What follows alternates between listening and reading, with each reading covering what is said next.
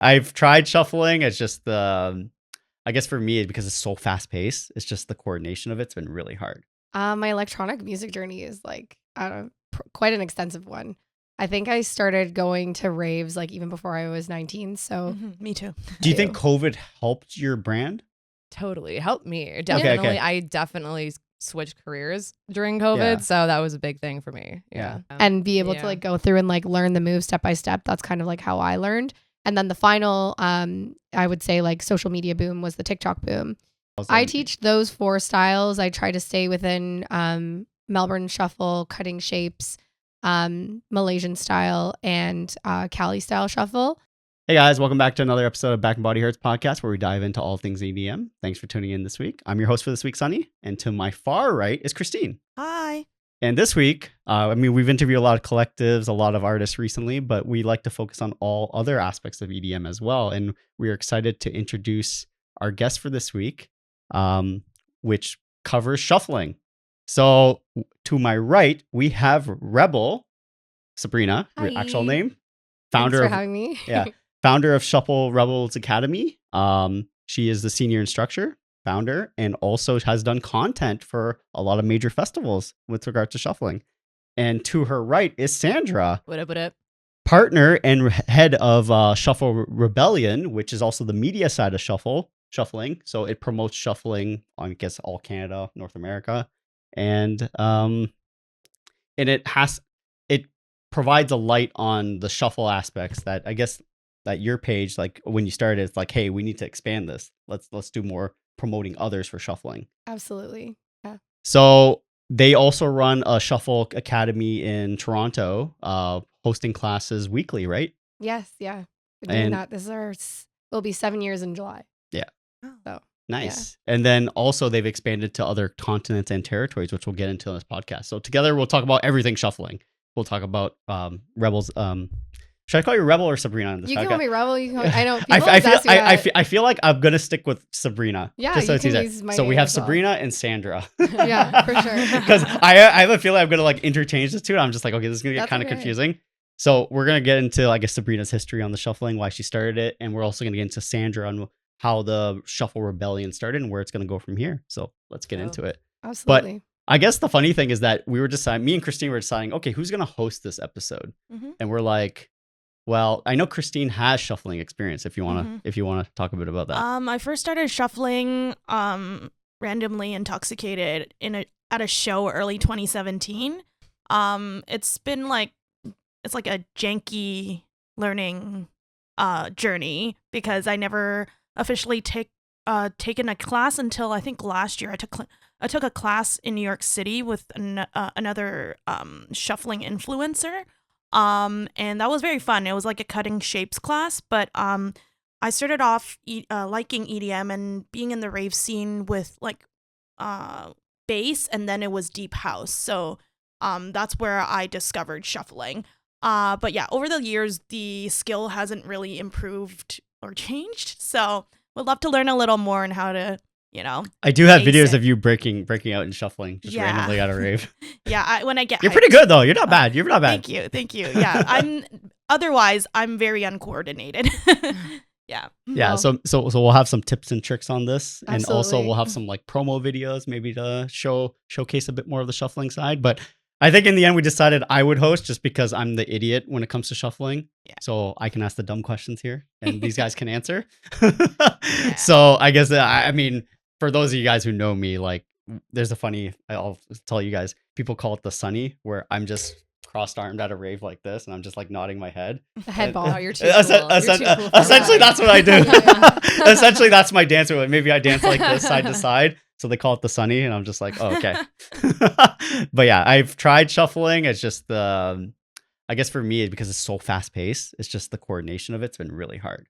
Mm-hmm. So maybe we'll see. Maybe the promo. We're gonna change that for sure. Yep. Yeah, you maybe need to we get change hype that. enough. You need to break out of the sunny. Yeah. Mm-hmm. Okay, so we're gonna go back to when Sabrina first started. So what was your journey in EDM, and then I guess into like shuffling? My electronic music journey is quite an extensive one. I think I started going to raves like even before I was 19. So Me too. yeah, it was like maybe like college parties. We used to go to like McMaster. There was like big parties out there. Yeah. And I think so probably like 16, 17 was when I like started raving and like listening to electronic music.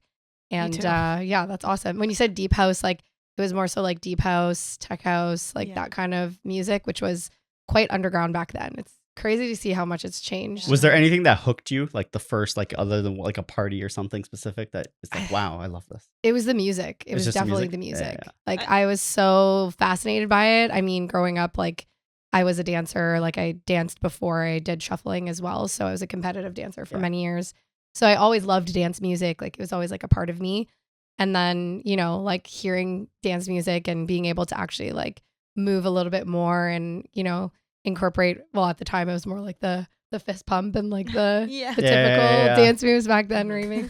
Literally. The side to side jive, you know, Yeah, you're the letting your body two-step. flow. Yeah. That's where I'm at even after like 15 years of raving. Sometimes, like when I get hype enough, I try to like do the b-boy intro, like the I don't know what you call it, but Oh, the top rock. yeah. Yeah. It's like so it ages you. Top rock? And it weighs a ton. Weak G's, motherfuckers, I'm a son of a gun. Black master of any trade under the sun. Talk sharp like a razor blade. Like the right. Left. Oh, Yeah. okay. I know what you're talking about. Okay. I Anyway, need I to know, see yeah. this. I need to see an Yeah, we need example. to, yeah. Can you guys do a cutaway just to show that? maybe at your class. We'll do it at your class. So I guess when you started dancing, like you did it professionally or like you did like Ye- competitively? Yeah, I did it competitively for like 10 years, I would say. I started dancing at 4. Yeah. My parents put me in dance. Yeah. Just like, you know, just to give me like an outlet. And I was immediately very absorbed in it and very excited about it all the time. So I danced till I was about 18 when I graduated high school. So I was doing competitive dance. We went to like 5 or 6 competitions a year. We did recitals. And then on top of that, I went to Etobicoke School of the Arts, which is a dance school. Mhm. Well, it's an art school, but I went for dance.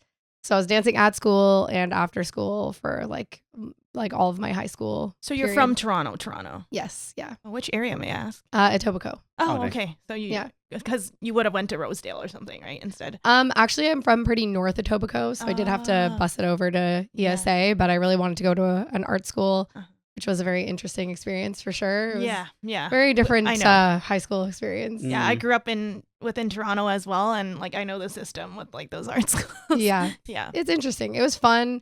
It had its downsides for sure because I wish I kind of had like a normal high school experience too. But also, I just think, you know, being able to dedicate that much time to dancing was quite, I guess it really excelled my career in dance, even though I never saw myself as a professional dancer. Yeah. So that's kind of the funny part. I did it like more as a hobby. Yeah. And then, you know, in university, I joined the dance team. So I was still dancing and at U of T. And after I graduated, I was raving that entire period, you know, going to Gov. Gov was Hell like, yeah. that was Oh. that was the time period. Sandra knows all about Sad. Gov. Love me some Gov. Yes. Yeah. That was like our spot where we'd all like go like on the weekends after class and stuff. We'd go to Gov. And yeah, there was just so many different rooms, such a great experience to like, you know, immerse yourself in different music. So we'd be able to just go and dance and like even our dance team and like people who I went to school with, we'd all go there and dance too. So it was just like a lot of fun to be able to do that. And then after I graduated, it almost felt like dance was like removed from my life because other than open classes, you can't really like there's no competitive dance really for like outside of, you know, when you graduate university. So it kind of felt a little like I was empty and without dance. Yeah. So that's kind of right exactly when I started getting into shuffling. So Nice. So when Yeah. it came to like your competitive dancing, you did international judging or like judging competitions for? yeah, so our judging panel was usually international. We traveled to different places all throughout Ontario, sometimes out of province as well too. But for the most part, it was just like you would go, you'd have a number of routines. We'd have like, I don't know, I'd have anywhere from like 10 to 15 different routines that we'd compete with. Some were solos, duets, others were like group dancing. So essentially it was just like you'd go compete against other dancers and then from there you would like win awards and things like that. And It was probably yeah. pretty cool seeing what other people are coming up with too. Oh my God. We used to sit in the audience and watch everybody Yeah, else. that's what I expected. Like Yeah. they're all immersed because you're like, what are they doing? Oh, that's so Yeah. cool, right? Yeah, it was an awesome experience to be a dancer. Also, it was a very anxiety driven time in my life too, because, you know, growing up and becoming a teen, and you just have all these like emotions and anxieties and things that start to come up as you get older. And like, you know, going through dance at the time and competitive dance, which was like a high pressure environment. Sometimes it's a good and a bad thing, right? Yeah. For a young person growing up. Like, I do think there was some things that definitely enhanced anxiety as a child, but you know, that just comes with the nature of anything that's professionally done, right? So, Nice. yeah. And then I guess we'll definitely dive more into like the shuffling aspect as the episode goes on. But like you started your DJ career. Like Yes. what was that Ooh. process? So I've actually been DJing. I bought my first controller back in 2023 for my birthday in July. And I've just been, I was on a slow kind of trajectory, just practicing. And like my friends were all kind of like the AP DJs. Like our group had like a number of Right. DJs who would just kind of, we would always like hop on the decks and stuff at like after parties and stuff. And so I started getting into it more and more. And my friends were saying like, you have a, like an eye, like you have an ear for it. Like you should definitely like pursue it a little bit more. And so I bought my controller, I started working at it. And then in 2024, I really started to like take it more seriously. And Pedro was lucky to take me under his wing because I had a Shout out Pedro. yeah, shout out Pedro. He was like my first mentor. And he like helped me design my first set that I played in Barcelona in 2024. Wow. Yeah. And you know, from there I was like still working on my craft, on my skill. I felt very anxious about it because I didn't want to like come out with an unfinished product. Yeah. So a lot of people are like, "Oh, you're a DJ now." And I'm like, it's been happening for a while behind the scenes, but I didn't really fully want to like unveil myself as an artist until I felt like I really had a solid skill set for it. So, with all this creative endeavors, this is your full time, like Rebel Yeah. plus. Yeah. Okay, I also work okay. at Coda too. So Oh, nice. yeah. Yeah. So Shout out. So Coda. Shout out Coda. you're industry member, like full on Yes. industry member. I'm pretty much, I Was am in the Rebel name. Industry. So post graduation, were you always in like the entertainment creative field, artistic field? No, actually, I was a retail manager for a number of years, and then I got into project management. Mhm. And that was alongside when I started to shuffle. I was a retail manager for a Michael Kors store, and then from there, I started moving into project management.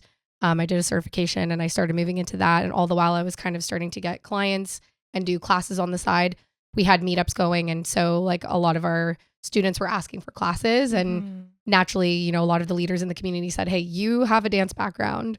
You know what you're doing. You've taught dance in the past. Like, you should probably start getting more familiar with teaching people." And I was already really loving teaching others. So I said, okay, let me start offering classes.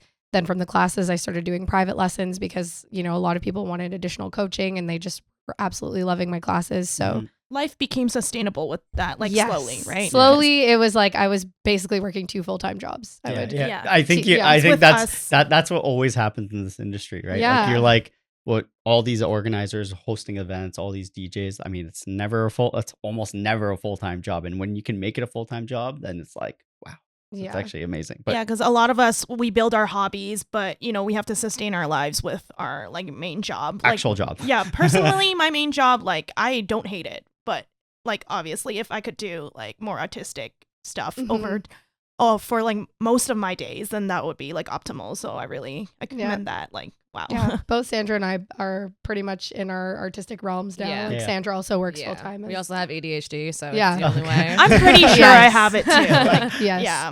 We're not 9-to-5ers. Yeah. So moving on. So Sandra, you mentioned the government, right? Yeah. So like for you, was that like back in the day, same time frame, right? Little gateway. For me, kind of, yeah. I did like Digital Dreams back in the day, and Yeah, I yeah. wasn't like I wasn't like a big part of the EDM world, but Like I casual. attended. Yeah. Yeah, like Yeah. a casual goer. Yeah, Yeah, exactly. yeah. Part-time. part-time. Part-time EDM goer. But yeah, I had friends in the EDM scene. They introduced me to Digital Dreams and shuffling. And I didn't shuffle back then, but I would watch them shuffle, and I was like, "This is so cool." But yeah. So I've always loved EDM. I'm very European, so I love my Euro music. Yeah. I grew up on like Venga Boys.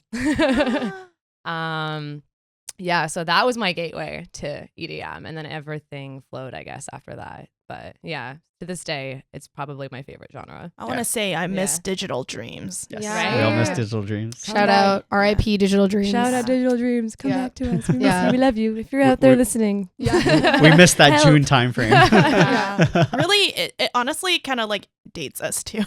Yeah, When we fair. throw out like Gov, Digital Dreams, and like all Yep. these kids nowadays, there's like a really big, like way bigger community now. Like a lot of people don't really club as much anymore, unfortunately. That was like Toronto's scene back then. Yeah. But That was because that was the explosion of like EDM where it kind of became more mainstream. But people, a lot of people in Toronto forget like Base Week that government had, or like WEMF, and that was Yeah, in so Toronto. you know. You like Yeah. that's where you know, but people, I mean, Digital Dreams is like the first entry. Like the Yeah, old Vel was the first exactly. entry, Mhm, which we mhm. always have to respect your first entry. yeah. Even though like Vel as a festival, you always see the complaints about Vel, the dust, it's still our hometown festival. My Yeah. first Veld was actually 2024, and I started raving in 2014. So Damn. Took you yeah, a while Yeah. to make it out. Yeah. my first festival was probably DD. So Yeah. yeah, I think so too, actually. I think that was my first festival. Yeah, We still love going to that, especially the Echo Beach stage and the Yeah, sand. Right? so Right? good. Yeah. So nostalgic. I love that stage. So good. So I guess times. so for you, Sandra, you got into the scene. When did you start shuffling? Like during that time frame? 2019. So later, much Yes, later. Much later. Yeah. Okay. Much later. So were you shuffling a lot at home during COVID because you started shuffling like right before COVID? So I'm not technically a COVID shuffler. I shuffled before. Oh. Just want to clear that up. Yeah. Okay, On okay. record. Okay. Yeah. I came before the Yes. TikTok trends. I can confirm. I can confirm. Were there Sub TikTok notes. trends? Yes, there was. Oh, okay. Okay. Yeah. We'll Do you have guys to talk remember about like that. the stairs? The stair Yeah. challenges? Oh yeah, we'll talk about all the trends. Oh, I am a complete idiot Okay, on this this is panel, like so I Industry thing. I did not mean to offend anybody. Oh no, don't worry. No. But yeah, You're good, she became one before. Yes. Facts.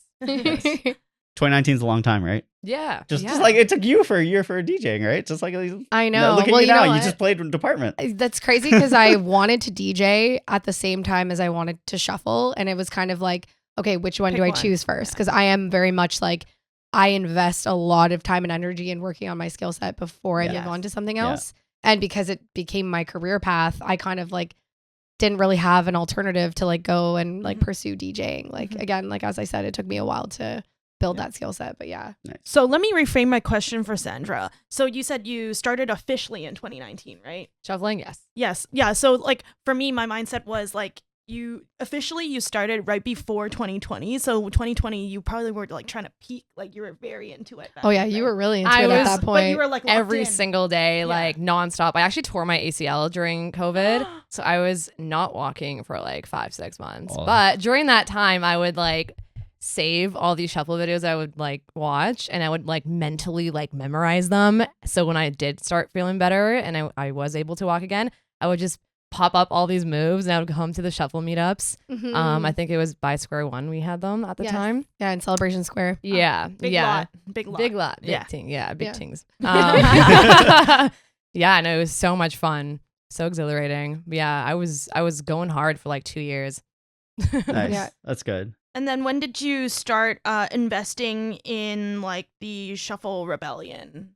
Like- So during the time I tore my ACL, funny enough, I picked up my camera for the first time. I Mhm. bought a camera and I was actually a dietitian beforehand, and I took a 6 months leave, obviously because of my knee.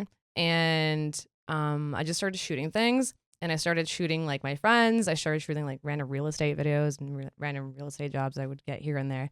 And then I don't know, Sav just one day was like, "Oh, you have a camera? You want to like film Yeah. me dancing?" And I was Yeah. like, "All right." I think it was for Veld actually. Was it? No, I think it was you and Alex. Oh yes, I yes, think yes, that yes. was the very first video I Yeah, filmed. we were right? making some We did a trending videos choreo. during COVID. Yeah. That's what we Yeah. did. So that's Yeah. that's kind of like how it happened. It was Do a very organic process. I feel like Yeah. for us to start like working together. Yeah. Do you too. think COVID helped your brand? totally helped me. Definitely, I definitely switched careers during COVID, Yeah. so that was a big thing for me. Yeah. Yeah, because it's interesting to see where the industry went and who, like, some people honed on their music, some people worked on their branding, and then Yeah. but Some people found themselves. Yes. that too. a lot of people found themselves. because it was an unknown, right? It's like I'm now stuck at home. What do I do? Yeah. Right? I think it helped my personal branding Unfortunately, I was already very established running classes, so it really hindered my growth of my academy. And it took like quite a few years for people to feel comfortable in the classroom again because, you know, the enforcement of wearing masks to take a shuffle class is really not possible. I mean, it's a very high cardio dance style. And the distance, you had to keep like the distance too. It's just like, how does this work? No, unfortunately, I actually took a big hit during COVID, and I feel like it took me a while to build things back up again because people were so scared to take in-person classes for a while. My personal branding obviously grew a lot. I built up my TikTok account. You know, I was shooting a lot of videos, and really like personal content was more the focus during that time period, so that eventually when people were ready to start taking classes, they knew where to find me. You know, a lot of people said they found me during COVID as well too. So nice. Yeah. That's awesome. Did you know that nearly 25% of adults experience hearing damage from loud noise exposure, like the music at clubs or festivals? Once it's gone, it's gone. That ringing you hear after a night out? It's a sign that your ears are crying for help. Hears provides earplugs that reduce noise levels by up to 21 decibels, enough to protect your hearing while still letting you feel the bass and enjoy the show. Get up to 30% off when you group buy with 5 friends. Click the link in the description now or scan the QR code on the screen. Don't wait till it's too late. Order today so you have it for your next event. Yeah. And then, but just back to you, Sandra. So like when you started, did you do like any personal photography or like certain media for building your side? Like, yeah, I would shoot. I started like with shooting headshots with my friends and just kind of like doing event photography, just random stuff here and there. And then I started like really getting into fashion. So I ended up getting a job with Essence in Montreal. Oh, nice. Which they're like a luxury streetwear brand, Yeah. if you know them. If you know, you know. Yeah, you already know. So I did that. I was one of their main photographers for a year, and now I'm just their editor. So I still edit. It's not like really 9 to 5. It's more of like here's some work, let's do it, and then I work for like 2 hours a day maybe, but it's like on my time, and I just get sent it through. It's cool. It's a really chill job, and but yeah, on top of that, I think me and Sabrina actually helped each other grow in the aspect of like Absolutely. Yeah, no, she saw me. She was like, "I see you, girl. I see you with your camera. Let's do things together." Yeah. And that's where let's create. That's where Shuffle Rebellion started. Yeah, we'll get more into that in a exactly. bit. So I want to circle this back to, I guess, what is shuffling and like the origins before we get into like your history, Sabrina, and how you went from dancer to the like starting the academy.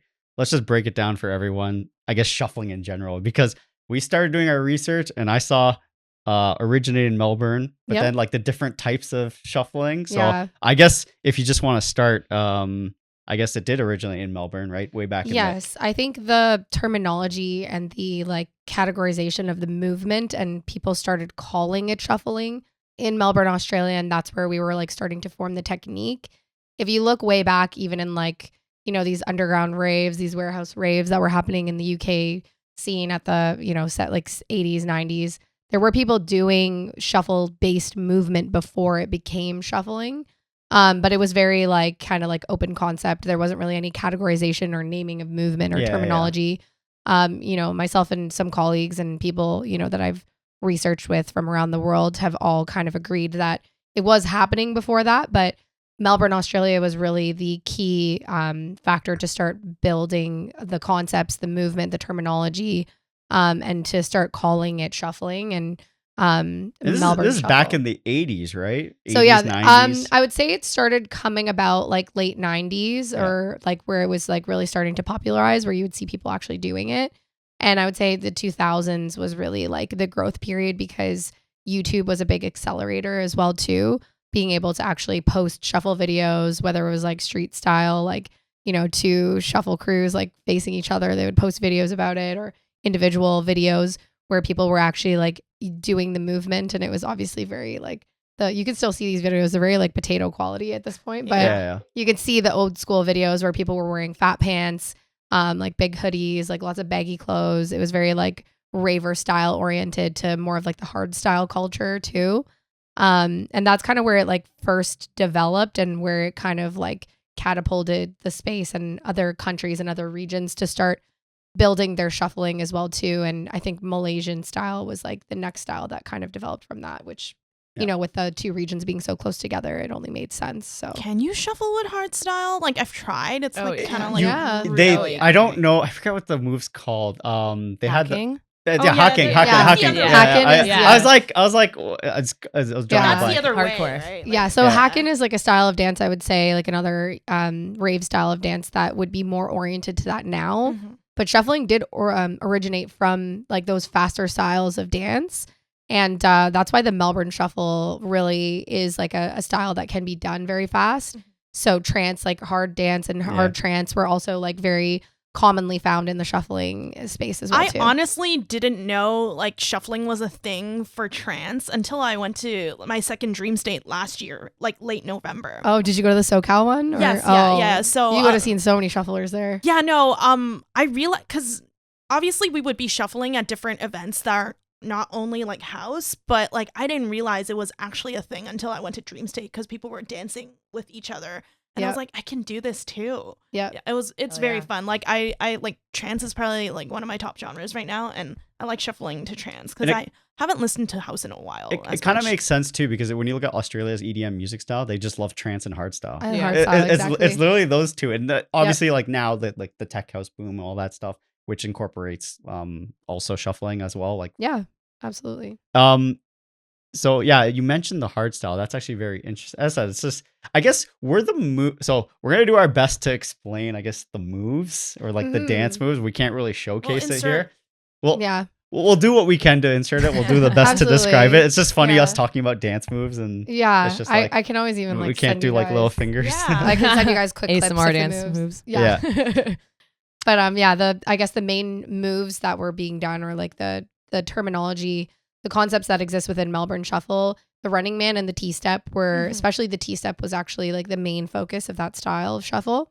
T-Step is a traveling movement, and it's a very quick rotational movement. So you can apply kicks and quick dynamic actions, and it can be done quite fast. Same thing with Running Man. So naturally you can build that up to hard style quite well. And then the incorporation of kick spins and glides are like the foundational moves to add complexity as well too. So you would be able to kind of like tie those together to create the Melbourne Shuffle. Do you Yeah. remember if there was any like like we talked about how it kind of blew up with the YouTube coming in, and I Yeah. think we wrote down like Party Rock Anthem when LMFAO did it, and it was kind of cool. That music video kind of went viral Yes. as well. Yeah. Was there any other like social media things that you recall blowing it up, like blowing up certain dance moves? Yeah. There were specific dancers who posted videos. Pay and Sarah is a good one. Again, if you guys want to show it during the cutaway, they were like a duo that posted like a Melbourne Shuffle routine together. And it was like, it really, blew up over the internet. People are still watching it to this day. And that was like probably one of the first where you would see like actually choreographed shufflers together where they were doing the same moves back to back. There was a lot of, I guess, like big videos at the time where, shufflers blew up, just posting different videos. And I found naturally like those dancers and their specific style essences were what people were excited about and saying, oh my God, like I love the way this person does this, or, oh, I love that. Have you seen this video, or have you seen this crew? There was a lot of crews as well posting videos. Crew culture was a big thing where it was like you would showcase your dancers by posting your crew videos and essentially just like, posting what each person was good at. And naturally like these mixes where it was like one dancer then the next dancer, and you'd like have different tracks rolling through. And a lot of people found shuffling because of that, because they also loved the music. So they would hear the music, they'd naturally be like listening to music videos, and then they would see these like shufflers dancing at the same time. So it was just like a nice pairing and very entertaining for even like, people who are ravers and don't even shuffle, right? And a lot of people came into it because of that too.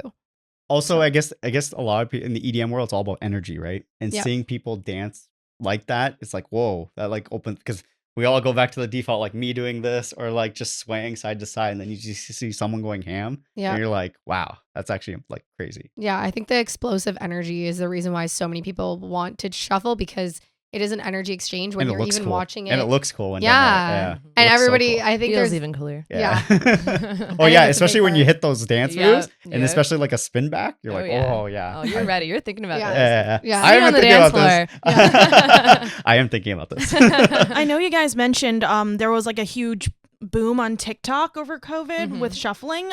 Yeah. I guess I was like, oh, I didn't see it, but now I think I recall like there was like a insurge of videos. Yeah. Yeah. I think the order of like the social media booms was first the YouTube boom. Mhm. So that was like the probably 2008 to 2011 period where we saw, obviously it continues, but that was like the big time frame where people were posting shuffle videos, crew videos, stuff like that.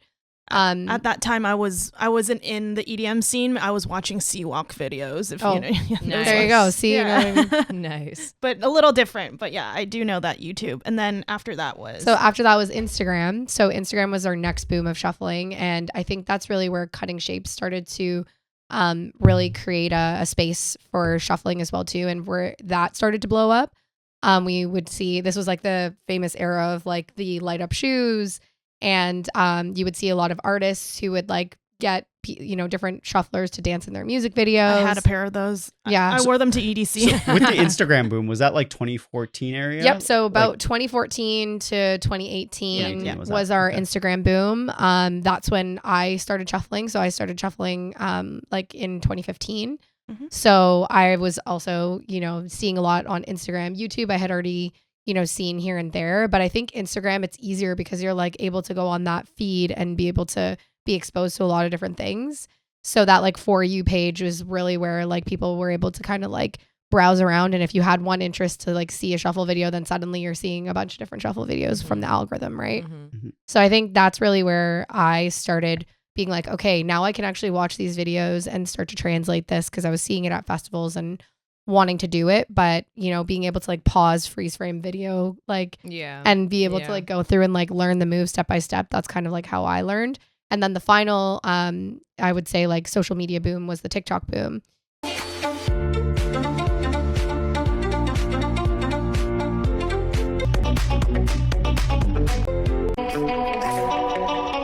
And that was happening pretty much like just before COVID started, like so maybe like 2019, 2020, but then really catapulted. Yeah. I think during TikTok COVID. made it a little more mainstream too. Yes. What separated the Instagram and TikTok one that made TikTok, I guess, more? Well, TikTok became like kind of new during COVID. So Yes. it was like all the focus and all the hype. Yes, when like exactly. nobody had anything to do because nobody really had jobs, Yeah. right? And it was the dance specific app. Whereas like Instagram, you would go on the app and you could still see a lot of photo work and different things, not just relating to dance. Exactly. Whereas TikTok actually started as an app. I think it started as an app for singing. I guess the algorithm was better too. So if you wanted to Totally. type in Yes. shuffling, Totally. you You would literally blow can up just way. go Yeah, right. it was all shuffling my Doom entire feed. doom scroll shuffling. At it. Like, Whereas Instagram that song, every freaking that too, right? clip. That one song everyone clips, and all of a sudden that's your entire feed. Because Exactly. Instagram nowadays, the algorithm's a little bit more like TikTok in terms of finding. But I remember Absolutely. that's why TikTok blew up, because the doom scrolling potential was just wild. And it was easy to blow up on the algorithm on TikTok at the time because it was so new. Everyone was hopping on the app. And for people like me who already had been shuffling for a while, I was like, oh, like, let me create some content. So tutorials were a big thing on TikTok as well. People would post this like really quick like tutorial of like how to do a move or something as well too. So I was going to ask this question later, but I'll ask it now. So how big's your TikTok following? I think I'm sitting at like 16,000. Okay. I'm not as active on TikTok anymore. Because your Instagram's bigger, right? Yeah, my Instagram is bigger, but had I like continued pushing on TikTok, I think I would have. But TikTok is like a full-time job in itself. Like, Right. Okay. So you found that you were pushing on Instagram more, and that's where you got more engagement, because like I feel like most of the time nowadays it's the opposite for people. absolutely, yeah. Okay. So I think myself personally, like I just found it because I'm doing so many other things, like running an academy, learning how to DJ. Like there's just so many avenues I was working on that like it's hard to like create content for multiple streams of social media. And that makes sense because Instagram is more of the business platform too. So Exactly. if you're promoting your own shuffle company, it's Yep. easier to just swap accounts on that than go to another app and try to do something completely. Exactly. Because we'll be honest, we do the same thing with, Yeah. with TikTok. We just, whatever we take on Instagram that we post, we just you just upload it. upload it to TikTok, and And then let it whoever lay views there. it, views it, right? And I think like with TikTok, it's like you actually do have to be on the app quite regularly and post quite regularly to actually see like exponential growth. Yeah. So like just for me, I tried that for a while and I was very successful, but just I had to like Pick one. I had to prioritize Yeah. just simply for my own personal peace of mind. But Yeah. that does not mean I will not be on TikTok again. I still kind of think about like restructuring myself to be able to do that. But yeah, I think being able to grow TikTok does take like a lot of time and energy because it's like basically a TV show. Like you have to constantly be on. And also you talk about like it was great that you broke down the different ways because it makes total sense, right? With social media platforms. But did you see, has shuffling, I guess people getting into shuffling, has it always been steadily increasing, or has it been there, other than COVID having the, well, I would say maybe even COVID kind of helped people. It totally did. COVID made people know what shuffling was, because even when during the Instagram boom, I would tell people like, hey, what do you always the standard question, what do you do? I teach shuffling. And they're like, what the heck is shuffling? Cards. Yeah. And like, I always just end up saying I teach dance, because, you know, like a lot of the time people didn't know what shuffling was. It was so uncommon for people to know. Because shuffling is a part of dance, essentially. Exactly. So even with your classes, you could say it's dance class. Yeah, I'm a dance instructor, right? At Did you guys get any pushback from the people around you when you decided to pursue something like this? It was like pretty niche, both of you, right?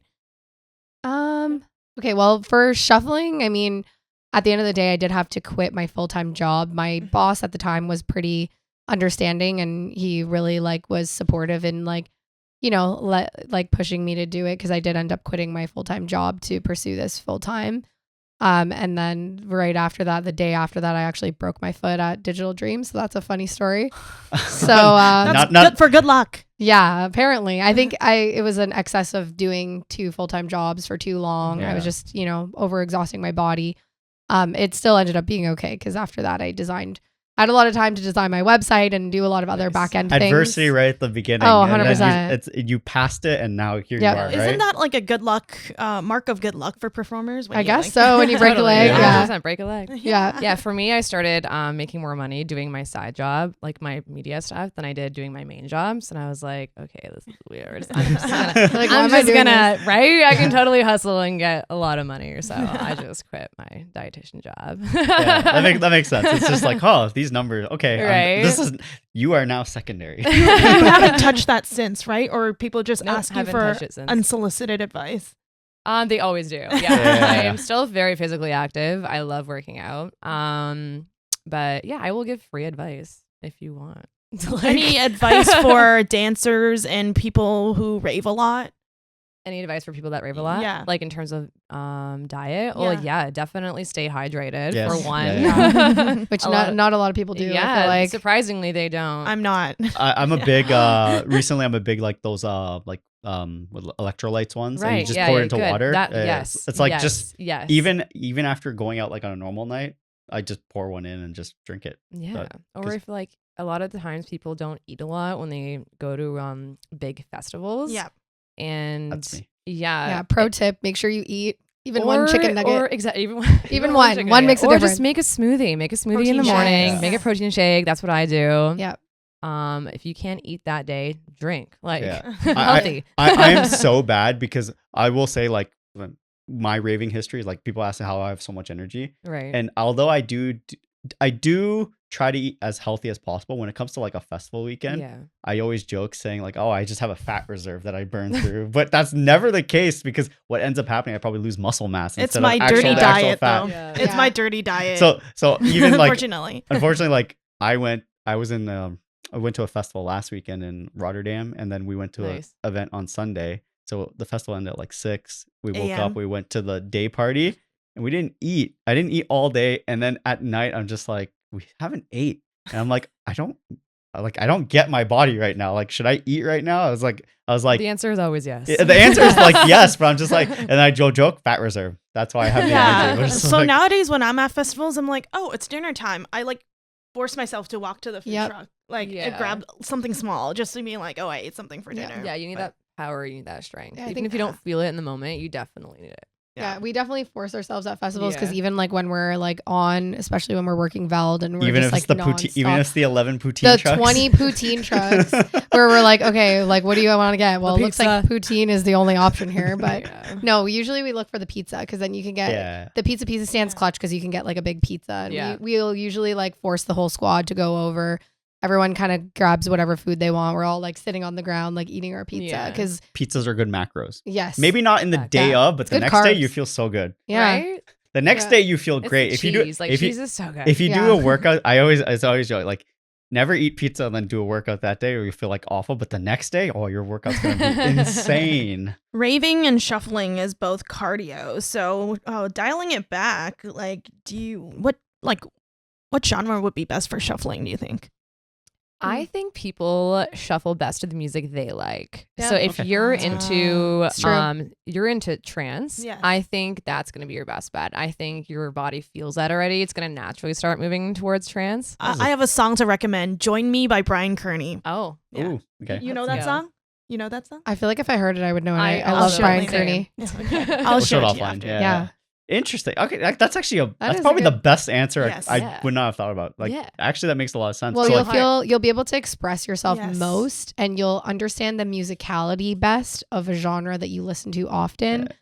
However, coming from the standpoint of teaching, and when I'm like offering music in my classes, I'm definitely not playing trance, unfortunately. Yeah, because they're like, what's this? Yeah. because you tech house probably makes the most sense. or, Even like, It's I more would popular say- nowadays. Yeah. For very, Yeah. very base level learning as a brand new beginner, I'm probably putting in, deep house, very slow house. I actually use a lot of pop music in my Mhm. intro classes specifically because then you can actually slow down the tempo and do something that's like a little bit slower.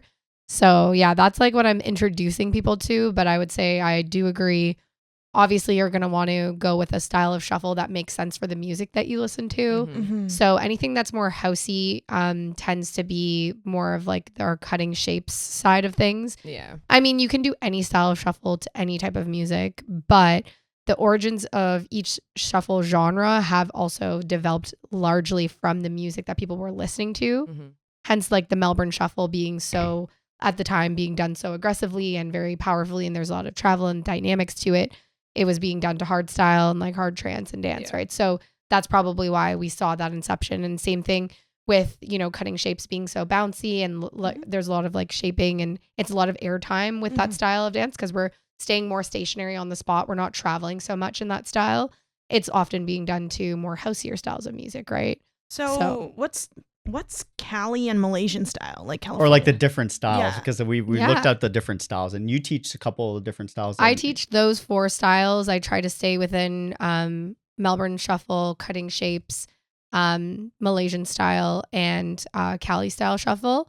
Cali style shuffle is a very heavy stomp oriented style. There's a lot of power and aggression. This is where the like stomp, like the hand there's a lot of pumping. there's a lot of upper body to it, but it largely incorporates other styles of dance to make it more powerful and aggressive. For example, crumping is a big insurgence with Cali style. There's a lot of hip hop moves that are oriented. It's very swaggy. It's very like it's like the cool kids kind of club for shuffling, if you will. Do you teach crumping in your beginner Cali like I do not shuffling teach classes? I do not teach crumping specifically. I talk about upper body movements that are largely used in the style.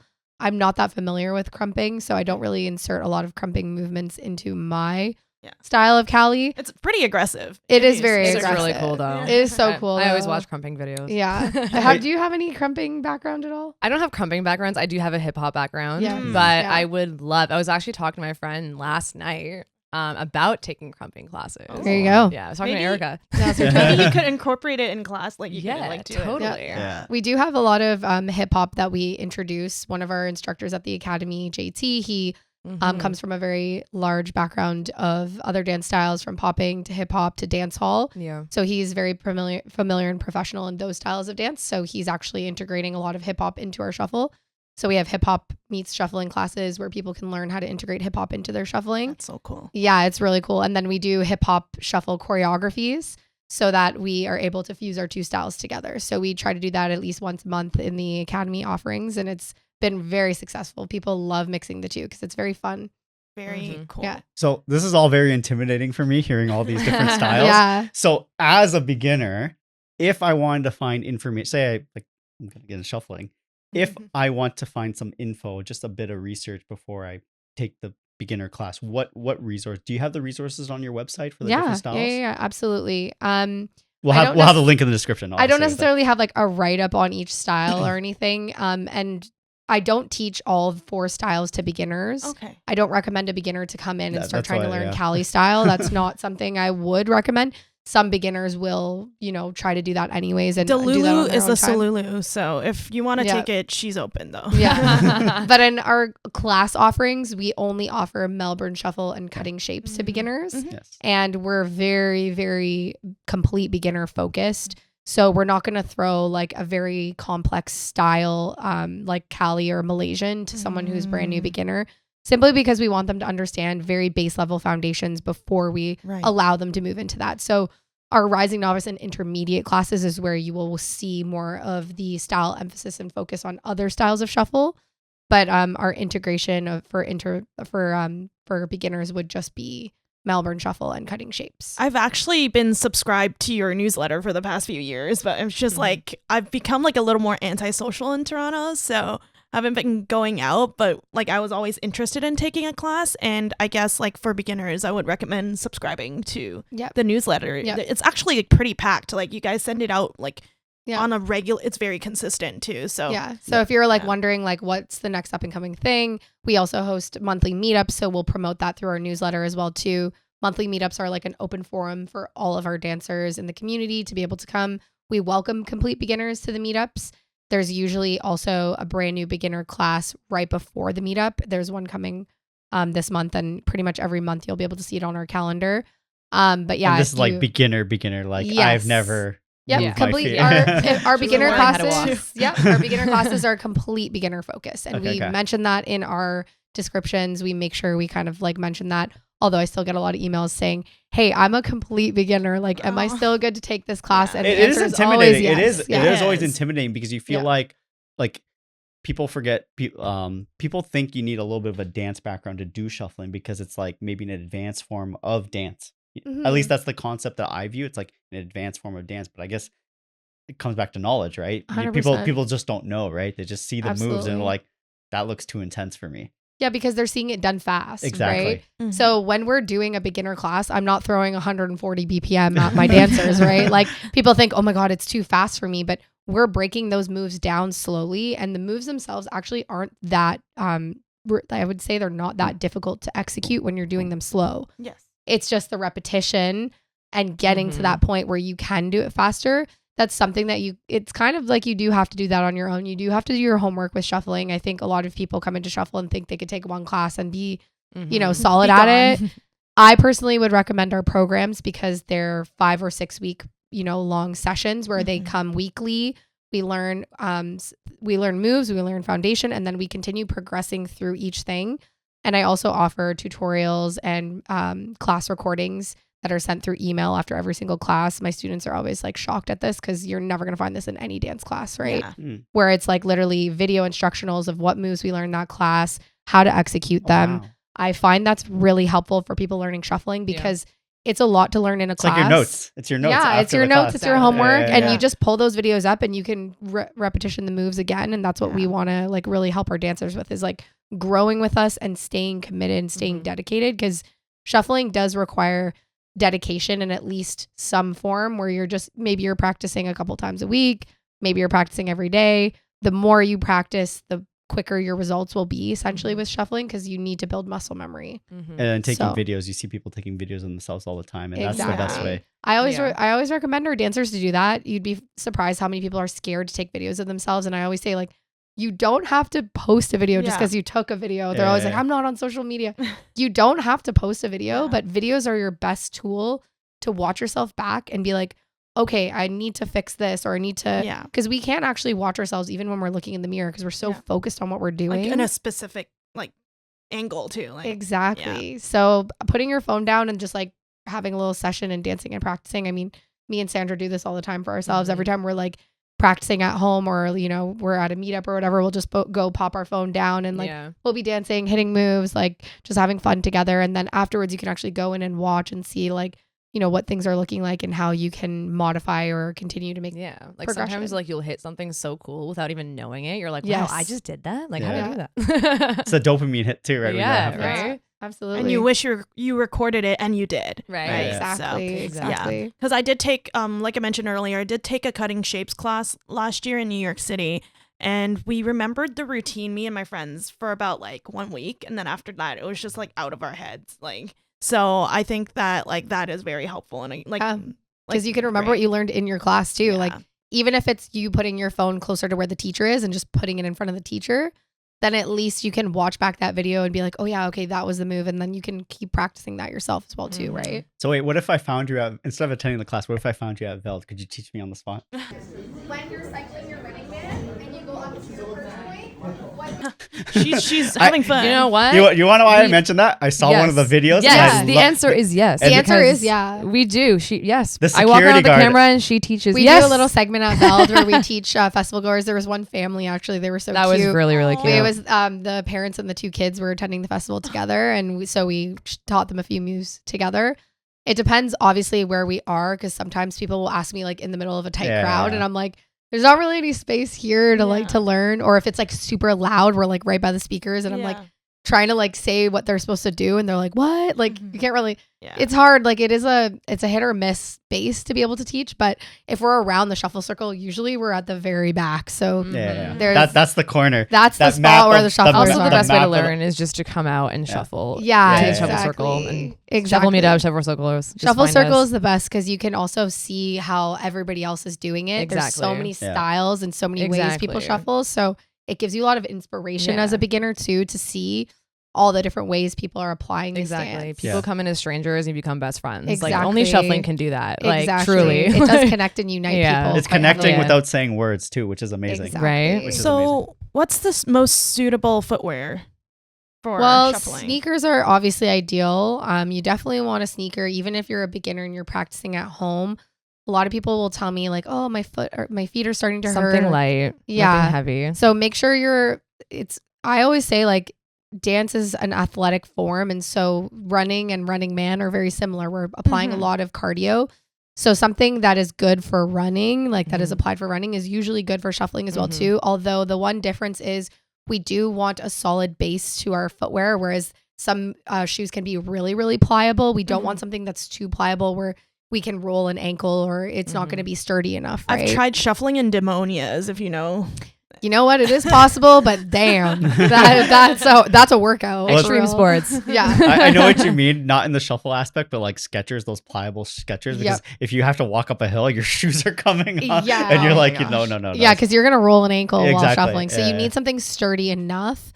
On my website, I do have a section for my recommended shoe types because I've actually gone through like I don't want to say hundreds, but like Dozens. I've gone through dozens of different types of shoes, and I even will like go to stores and try on shoes, and I will make sure I've shuffled a few times in the store if I'm buying it for shuffling related. Are people like staring at you? Like, yeah, definitely. I do that too, actually. Yeah. My current favorite running shoe for shuffling is the Solomons, actually, because it's super light on your feet. It's super snug, and they're just literally the most comfiest pairs of shoes. And I have like 6 of them. And in the end, they work as raving shoes because raving shoes are just they're for, so comfy. If you can shuffle, you can definitely walk around and rave in them because you'll be yeah. comfortable. Because you don't want to shuffle in a shoe that's uncomfortable.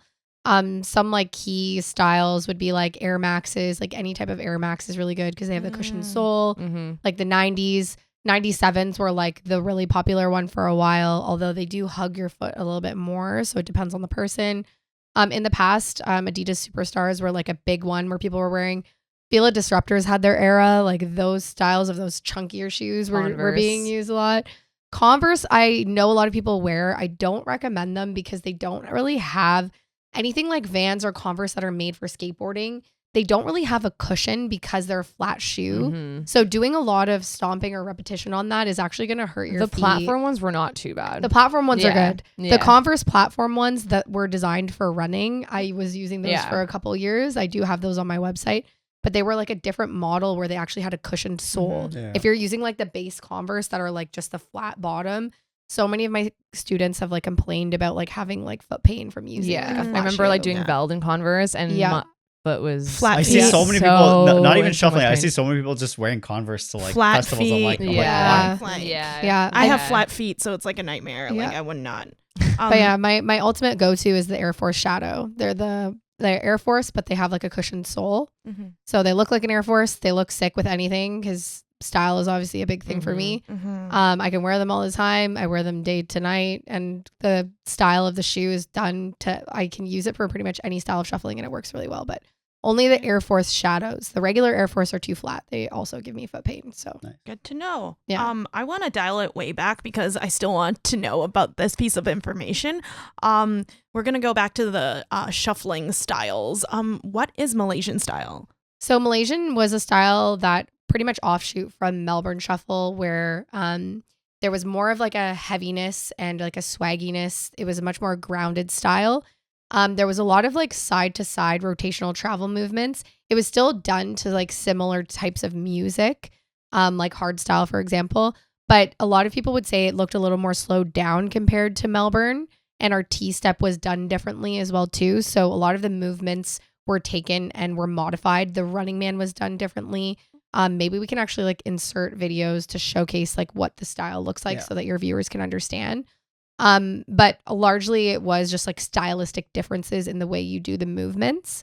And then from there, California thought they were embodying Malaysian style, or like where they were trying to translate that style. So Again, from who came videos. before or no? It was just like simultaneously. happening. Melbourne, then Malaysian style came I next. just think of it like geography. It's just Oh, like, like no, it went we're up. going to do our own thing and we're going to move Exactly. here and do it. Exactly. So you can say like see geography and regional, Yeah. that plays a role. And then California, I would say like the UK at the same time was building their own styles. So I would say Cali style and cutting shapes were probably evolving at the same time as well too. Mhm. Cutting shape, I would say like evolved kind of like as the last genre of shuffle, like to where it is today, but it was being done like in earlier ways as well too around that time period. So like the 2010, 2012 period. Cali was much more pronounced in its aggression, its power, its stomp. Like this Cali stomp is something that when you see it, you know, like it's a Cali style because it's probably the most powerful and aggressive looking shuffling.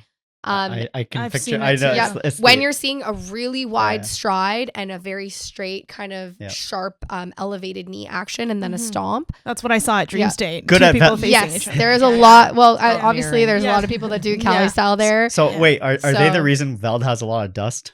I mean, Good one though. you could blame it on the shufflers for I feel that. like the dust came the past 2 years. I don't know where the It's dust been came. dry. It's, It's been dry. it's dry, but it's just funny because you mentioned the stomp. I'm like, they're just Yeah. pounding the dirt. And If you Bring come the to our- storm. If you come to our shuffle circle and we were filming at Odd Mob Yeah. the third day I at the had like dusty a stage. dirt stash. Oh, like, yeah. after I was done filming. I don't And even I was wanna walking around know. for like half an hour before someone told me. I'm like, of course. Like, Your of course I camera have. even too like was Yeah. getting dust all over it. It So, was so pretty we, bad. we talk about like clearing your nose. I don't even want to know what you guys came. Oh my came to gosh. guys- You don't want to know. You don't want to know what that looks Absolutely like at the not. end of the Maybe day. we can censor that if I tell you. Because you guys were like heart and center of the actual dust, Yeah. Dust the bowl. dust tornado. Yeah. Yes. Yeah, that's why we The like to heart of the do. tornado. Yeah, we like to do the main stage a lot more because Yeah. it's grass, so Yeah. we don't see as much dust on But that. unfortunately, the tech house is at the third stage. Yeah, I our know. shuffle music is Tell me at about that it. stage. I know. At least like the base stage is, I would say, pretty dusty too. But we don't do any shuffling stuff Yeah. there because for obvious reasons. So speaking about the music, what's your guys' favorite songs to shuffle to? Favorite Good songs or Favorite songs or like genre? Well, okay, let's do genre and then a song. I maybe. love. I shuffle to a lot of different genres. I do love shuffling to like Elderbrook too. Like I love that like Oh yeah. kind that of melodic like, house yes. It's like is slow. so It fun like to shuffle slows to. it down. It just too. makes it Yeah. feel because I also did like modern dance in high school, so I love just the feelsy The expression. Yes, exactly that part of it. But I also just love like hard style, and I love like Oh. yeah.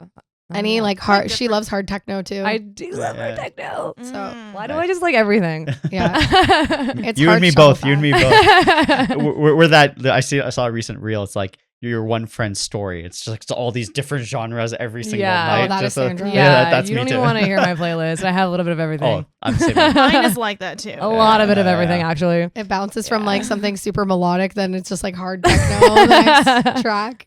Some rap here and Yeah. there. How about you, Sabrina? I started shuffling to tech house. I really, really enjoyed tech house for like cutting shapes when I was starting to learn how to do cutting shapes.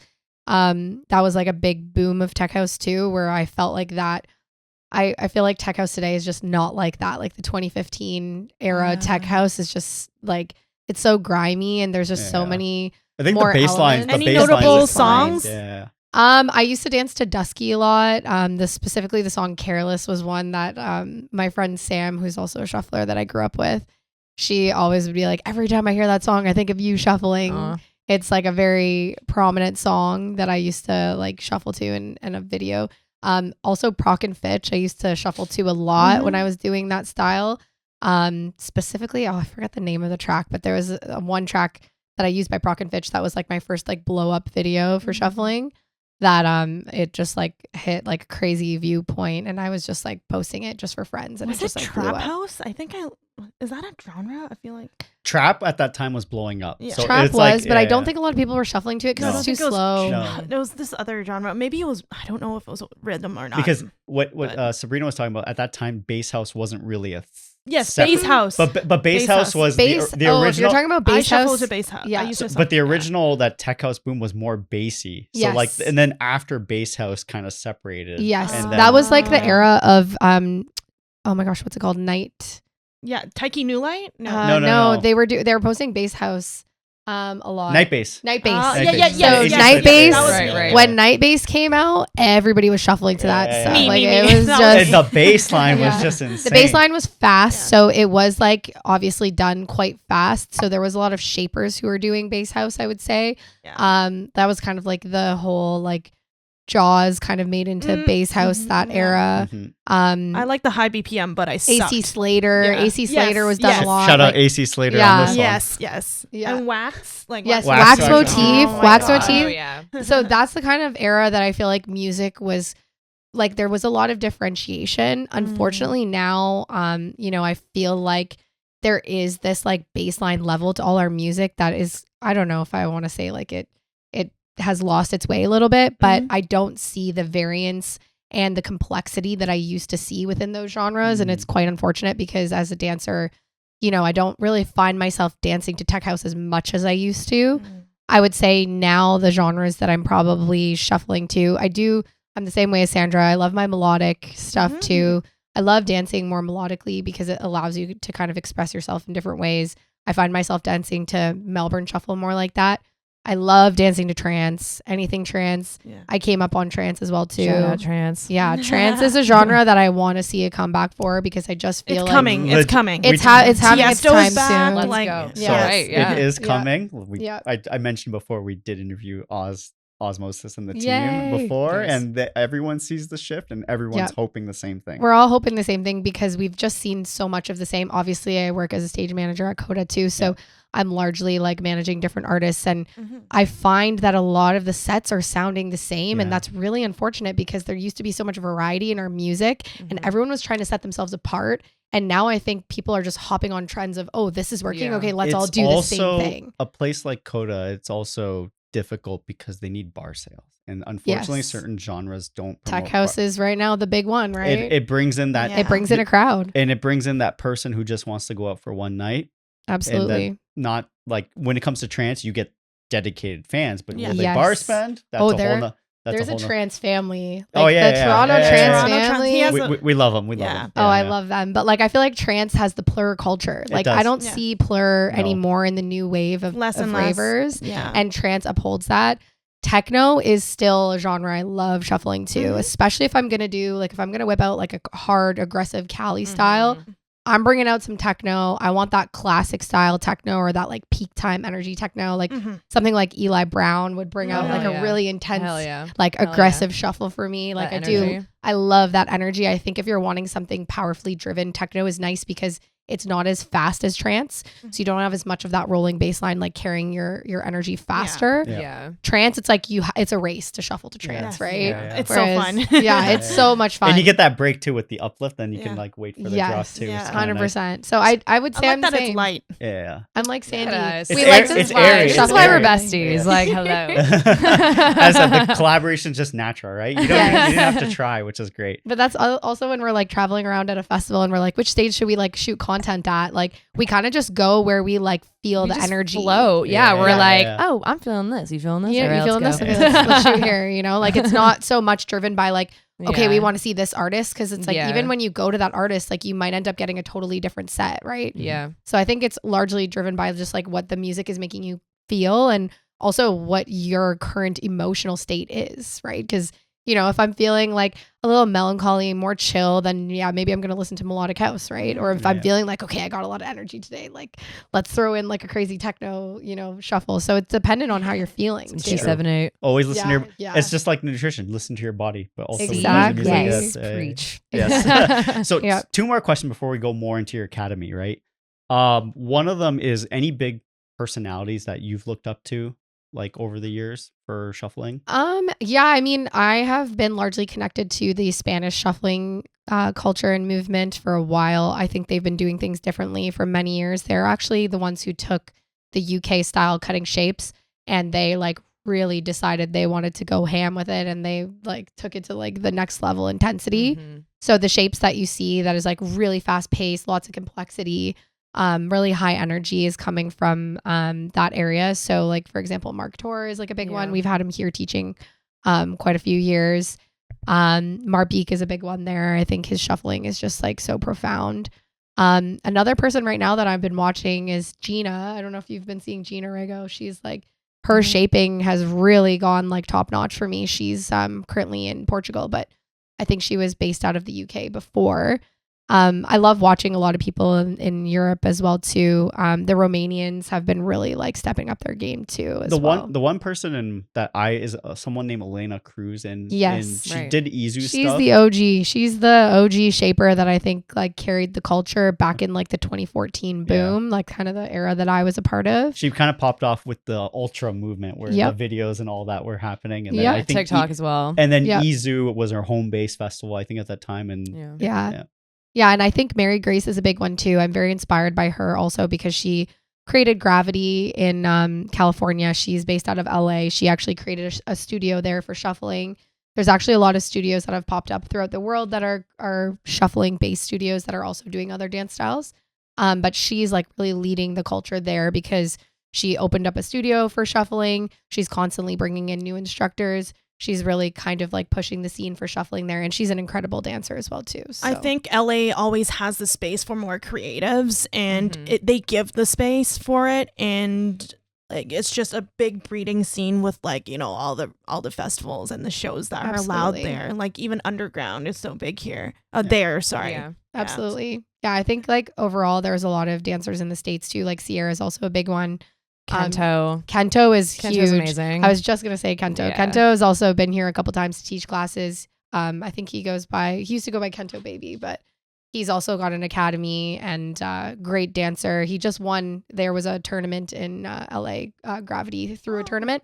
He just won it, and he His absolutely footwork is insane. his footwork. He's Absolutely one of the insane. dancers that's learned almost every style of shuffle. Yeah. And truly embodies those styles in his rounds, and it's quite incredible to watch. So definitely, There's nothing that man can't do. yeah, I love it. Inspired by him. I'm gonna see all of them in a couple weeks. Actually, there's an international shuffle tournament that goes every year in Barcelona in Spain. In 2023, I was actually one of the judges for that. So I know you guys were gonna talk about that today, but yeah, I got the pleasure of judging that back in 2023. That's awesome. And I go every year since, just because it is pretty much like an international meeting of shufflers. Convention, Yeah. There's It's obviously convention, a huge tournament. There's usually about 200 entries into the tournament, and there's only a top 32 bracket that actually goes on. So it's quite an extensive experience where there's parties, there's a full tournament, there's classes. So I get to see all my like favorite people and all my Just catch up, right? You inspirations just and catch up. Yeah, And yeah. we get to like just have the best time ever. So yeah, that's in a couple weeks at the end of March. So I'm really excited for that too. Hey everyone, thanks for listening. Real quick, if you're planning on attending any events overseas, you need to sort out your mobile data before you go. No one wants to be that person hunting for dodgy Wi-Fi just to load their ticket or find their friends at 2 a.m. Use Airalo. It's an app that lets you instantly download eSIMs for basically any country. It's super easy. Pick your destination, buy a plan, and boom, you've got data as soon as you land. It's way cheaper than roaming, and you'll be set for maps, messaging, all the fest photos, no stress. Best part? You can get 15% off with our code BNBHertz15. Just head to airalo.com or grab the app and enter the code at checkout. So one final question. We have a saying on that like raving is cardio. It is pretty. You get an intense workout. Have you guys ever tracked when you go to Veld when you're actually shooting content, like how Do much you? calories you're burning? I don't I track. I you actually don't. don't. I I should. know Everybody always tells me Ingrid I should. I has. feel like it would be insane. Yeah. Because Yeah. like raving it as its own is insane. Like Yeah. so I've many never steps. tried. I track I don't my know. steps. My steps at a festival are usually like 20,000 Yes. up. Damn. Yeah. I've never cared to check. I don't know. That's just me. But As long as you have the energy, right? That's the Yes. thing. Because Yeah. it's just like one of those things. Like you could shuffle, but you can't shuffle for like 8 Yeah. hours. I don't know if you can. I mean, we definitely can. We, You guys we have- definitely can, and we kind of have to when we're Oh, at yeah. those. that's why I want to see. Yeah.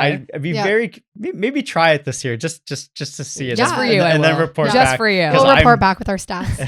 Because I'm gonna. Oh man, it's But yeah, probably in the thousands. Step counts Hundred- for sure. That's I know like we pretty much go from like 20 to 25,000 steps. Yeah. And like that would include like our running mans and our dancing, right? Right. So Yeah. I mean, it's definitely a lot, but I know our friend Ingrid usually tracks, and she's Yeah. told me like even Yeah. in one of my classes alone, that's only an hour and a half that we do intermediates, she's told me she's burned upwards of like 400 calories in one class. Insane. So yeah, you can definitely burn a lot of calories shuffling. It's Yeah. a great cardio workout for Nice. sure. Nice. Now moving on to your academy, and so so with your academy, you got into shuffling. When was the transition to like start it? Like when did you like I want to make this like a class? Yeah, absolutely. I was hosting meetup classes, so it was basically like our meetups were kind of like the forum where all of our shufflers were coming, and there was a lot of people that wanted to learn. Was So it I kind was- of like just one of those Facebook groups like meetups? Yes, one of those exactly. things? Yeah, it was a yeah. Facebook group that we would like post like there's a shuffle class, like it's $10 entry or whatever amount we were charging before the meetup. So if you want to come and learn, like she's going to be teaching just basic foundational stuff. So I started from there. And we were getting like huge groups of people, like 30, 40 people coming to like the beginner classes. And I was like, okay, like people actually like are really interested in this. And there's not really an avenue to learn. Like you can watch and try to emulate the moves online, but it's not the same as an actual class.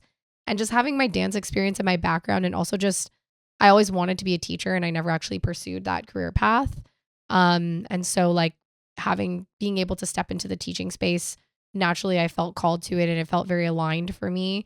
So I just started hosting more classes than just that. I started offering personalized or like private coaching. That's actually how I met Sandra. What up? Sandra actually hired me as a private coach. I was okay, teaching okay. I was teaching out of a studio downtown. When was this? When was this time frame? 2019. 2019. 2019. The exact year. You went Okay. straight through it to it. Like, right She was away. like, teach me everything. She was such an eager student. You know I was what? very determined. Yeah. You know Like, what? It's like I it's need like to it's do like what we this. tell like as you're a DJ, and if you want to produce, it's just like you could try fumbling with like lessons online, Absolutely. but then we've always just pay for the class. yeah. Just accelerate. do it. Just high like Yeah. and you just Just do it. yeah. Yes. It's like if you're already Yeah. committed, you'll get so much further progress. Exactly. Exactly. The skill will catch up. The skill exactly. Yeah. Exactly. Yeah. It's Yeah. like manifesting. So Yeah. And it's like 100%. it's a way to actually inform yourself of the proper ways to do it, because shuffling is done very fast, and unfortunately a lot of people that come to me who've learned on their own have formed a lot of poor habits and Yes. things that are Me. actually going to be detrimental to their body long term. Mhm. So I also have like a very strong understanding of anatomy. I took ballet as like a prominent style of dance for many years.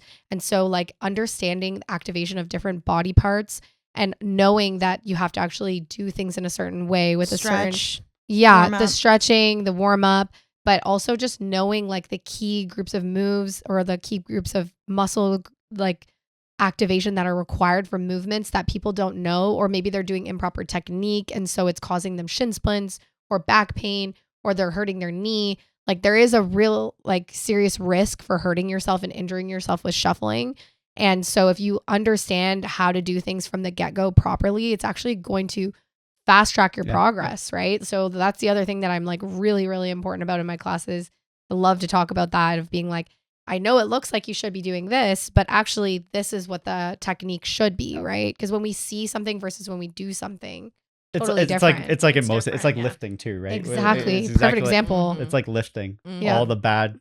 Yeah, back to the recording thing. Like I used to think like I was doing okay, and then when I recorded myself, I'm like, oh my god, like my upper half of the body is like so stiff. Like it doesn't look very like dynamic and as cool as people who do it regularly. So Yeah.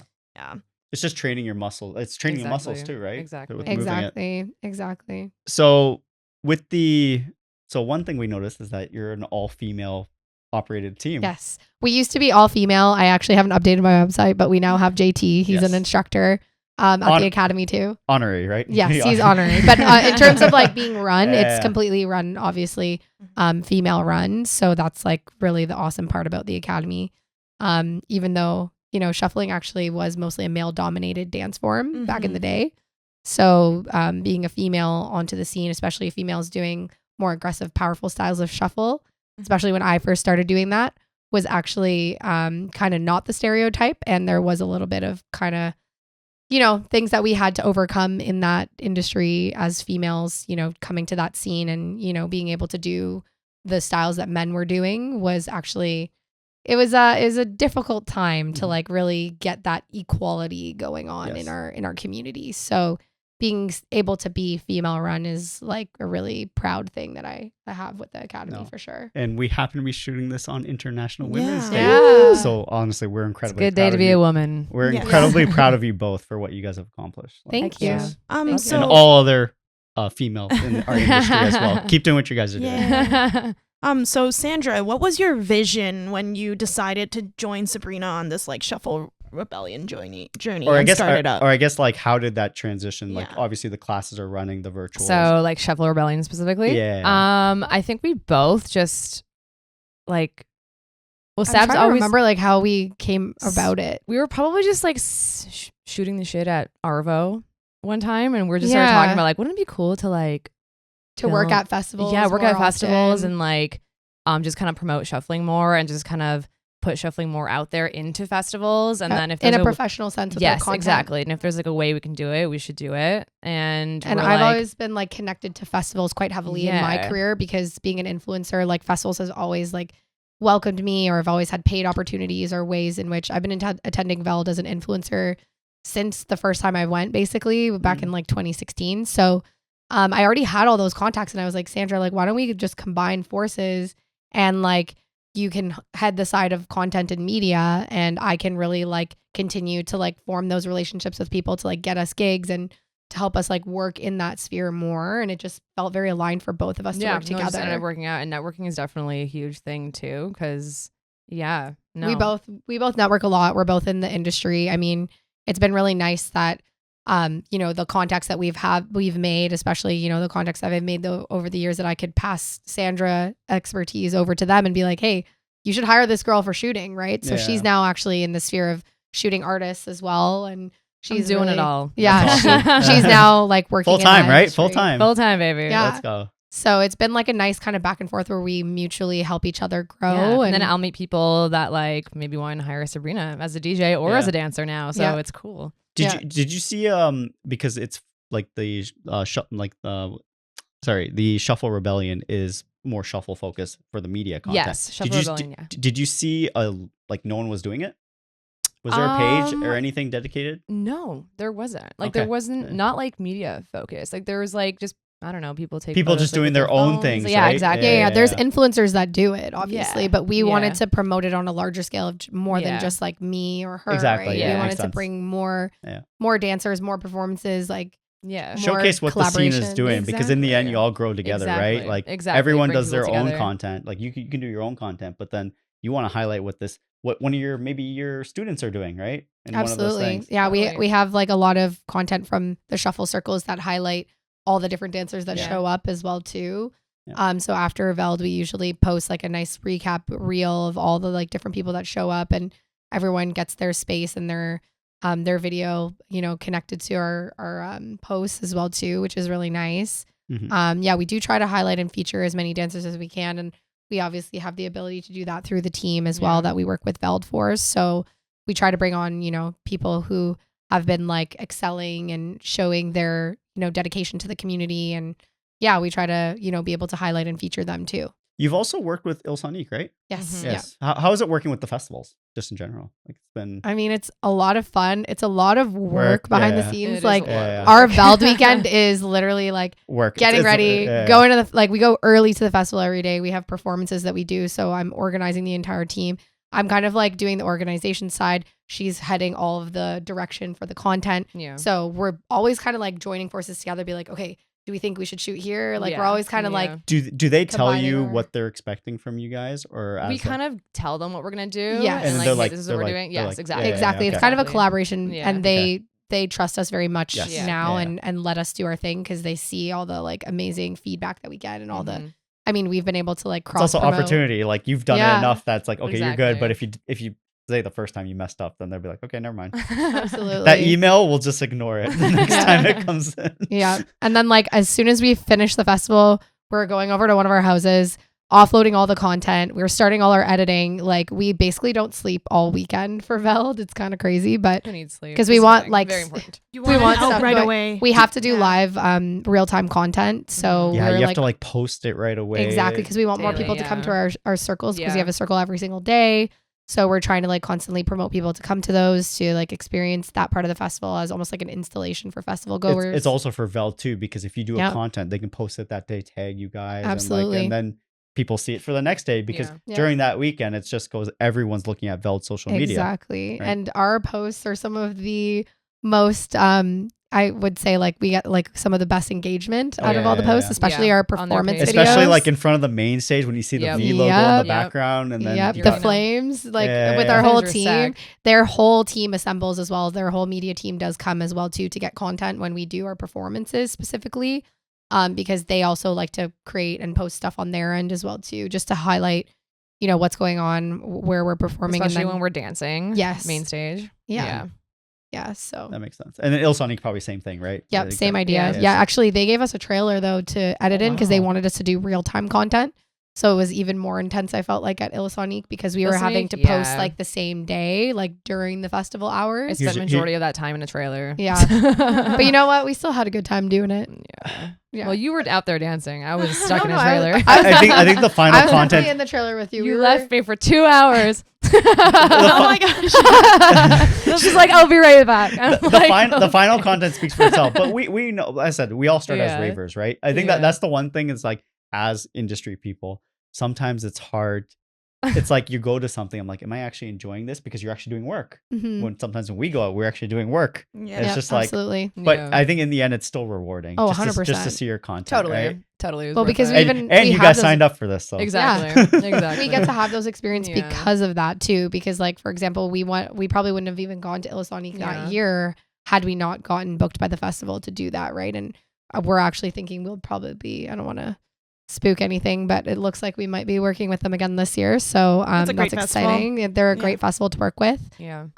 So we enjoy working with festivals. We enjoy doing what we do. So even though it is a lot of work, we want to also we really want to push shuffle culture. That is Yes. like the forefront of our vision, is that shuffling is important, and the rave space and the festival space and even just the space of DJs and artistry, we want that to be recognized more. And so that's kind of like our pursuit as well too, is that like, you know, we have a space in this culture, we have developed from this culture, and you know, we give back to this culture a lot, right? And Mhm. what people get from shuffling is so much more valuable than, you know, they could if they were just, I don't want to say like drinking and partying all day, Yeah, but yeah. you know, you do have to cut it back a little bit from like the partaking in drinking and other things to be able to shuffle, right? Yes. So Yeah. there's a passion to it, there's an athleticism to it, there's an expression and an enjoyment, and people can actually express themselves in ways they never could before, and we want Right. more people to be able to encounter that and experience that, Yeah. right? So That's it. festivals are built around music, and dance is how people physically connect and To music. experience to that music. So it's just, I don't know. It's important to have dancers at festivals. It is. It is very important. exactly. And the one thing is, I guess, what can festivals do more to help promote shuffling? Because I think they do a good job thus far, especially like with Veld and Yeah, the Vel content. does an amazing Yeah. job. Vel Like- does I would say Vel does the most in Canada for sure, because Mhm. they actually like have a collaboration with us. You know, they want us, they highlight every single shuffle circle that we have every day. They promote it on their channel of like, you want to go to the shuffle circle, like these are the days and times. They push their audience to go there. They're collaborating with our posts. They're really like wanting us to perform as well too. Hopefully one day they'll let us perform on the stages, but that's like another story altogether. But you know, we really do get like a good highlight and a good feature with them, and they really push the culture of shuffling amongst other things in their festival. And it would be really nice to see other festivals doing this, because shuffling is born out of the rave scene. It's born out of this culture. And, Yeah, the two go hand in right. hand. I don't really see it at many other festivals. No, I think unfortunately not. And trust me, we are approaching other festivals. Okay. Yay. We are. So, if you're seeing it at a festival, it's probably because we've been hounding that festival for many years. Mhm. We are lucky to have the contacts that we do for Veld and Yeah. the people that believe in us at Veld Yeah. and who have allowed us to like take our vision and run with it. And Illusonic has been a great supporter as well too. I will say like they do really support shuffling quite heavily, but unfortunately you're not really seeing it being like, even like considered at all at other festivals. We have approached a lot of other festivals and been kind of turned down for opportunities. So, everyone has their own vision of how things should run. So that's no shade to anybody, but This is a healthy concept. So if you are a festival organizer, you should reach out to them. Also, big shout out to Veld. Yeah, Il huge shout out. Sonique, No Yeah, Neon Veld. Ink. Just Yep. because EDM is just not about the music; it's about other aspects as The well. community. And Yes. the community. Absolutely. So Exactly that. and the community shuffling builds like you don't understand the conversations I've had from the people who've started to learn or met friends through shuffling or Yep. Yeah. like they'll come to me and be saying like you literally changed my life. Like Yeah. the things that I've heard them say and take to other festivals, like for example, one of my students went to EDC and came back and he gave me like a little trinket that he got from Aw. there. And he was like, shuffling literally changed my life. Like, you don't understand what you've done for me to be able to express myself in this way and to be able to meet and connect with other people through this dance has like absolutely changed my life. So people don't underestimate the impact that it makes to be able to, take something like dance and be able to learn and connect with others through that is just like such a powerful Long tool. lasting friendships. Yeah, literally. It's I like to think of it like headbanging, right? Like you don't talk to the person, you can just grab their arm and start Exactly. headbanging. Same connection with shuffling, and that's what's Yeah. beautiful about our scene. Right? I'm glad you guys are like keeping this energy alive because are a lot more other things in this community that have been dying off, like gloving, like those communities. Yeah, all the like- other flow arts, I feel Yeah. like, I feel unfortunately, like it's flow arts have been kind of dying You're off right, a little I bit. haven't seen that in I would a love while. to see that more. I used to do like a few different flow arts myself.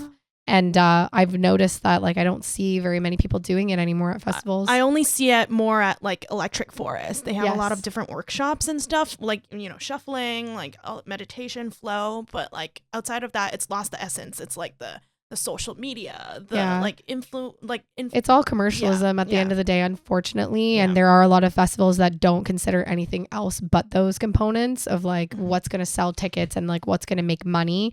But I don't think they realize that like they have the power to make that impact, right? By like encouraging different arts and different areas of the community to come forward and like to share their skills and, to be able to help others connect through that. And so I do feel like it does come down to that component. Unfortunately, money is kind of like the driver in a lot of things we do Yes. nowadays. Fortunately. it's Yeah. raving is no longer underground like it used to be. Exactly. Yeah. Yeah.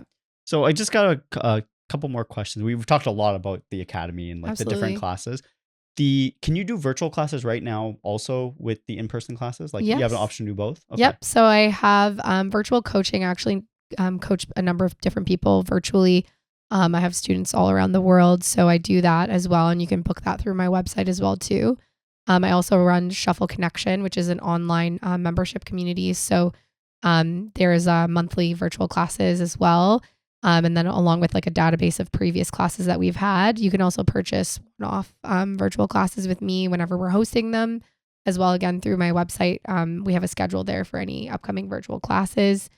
And I've had a lot of success in the virtual space, especially during COVID. It's funny, I was actually doing virtual coaching before COVID. Yeah.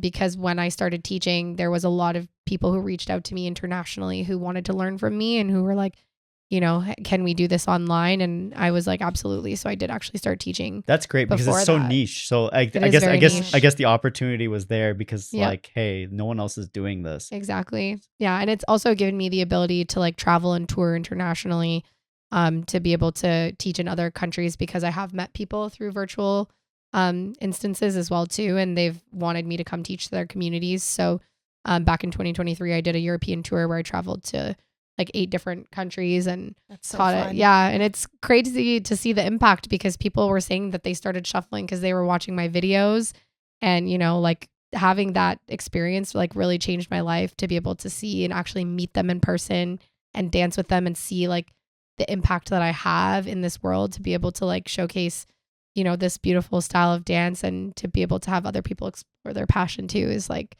yeah, it's a really powerful thing for me to be able to help people. So yeah, virtually is important to me so that if I can't connect with you in person, I can still be able to share my knowledge and my wisdom that I have gained. So. And in these subscriptions, we touched upon the subscription service that Christine mentioned that she subscribed to. So like, oh, not subscription service. Mine was the newsletter. The newsletter, right? Yes. Yeah, so that's just basically like our email newsletter that we send out like probably once or twice a week. Yeah. But you also have a subscription service. Yep. Wow. Yeah, it's basically just a once a month payment. It's only $22 a month. But essentially you get access to like a virtual database of tutorials, classes, things I've offered in the past as well too. And then like a monthly virtual masterclass that we do. It's always a different topic. There's something for everybody. We have all different styles that you can learn on that database. So I have categorized it based on style, which is nice. So for dancers who are like wanting to explore more styles, a lot of people come into shuffling, they don't even know that there's lots of styles. So my goal is always to prioritize and highlight the differences and share like how they can, change their style and their essence based on the style of shuffle that they're doing. So that's like a huge part of the platform as well too.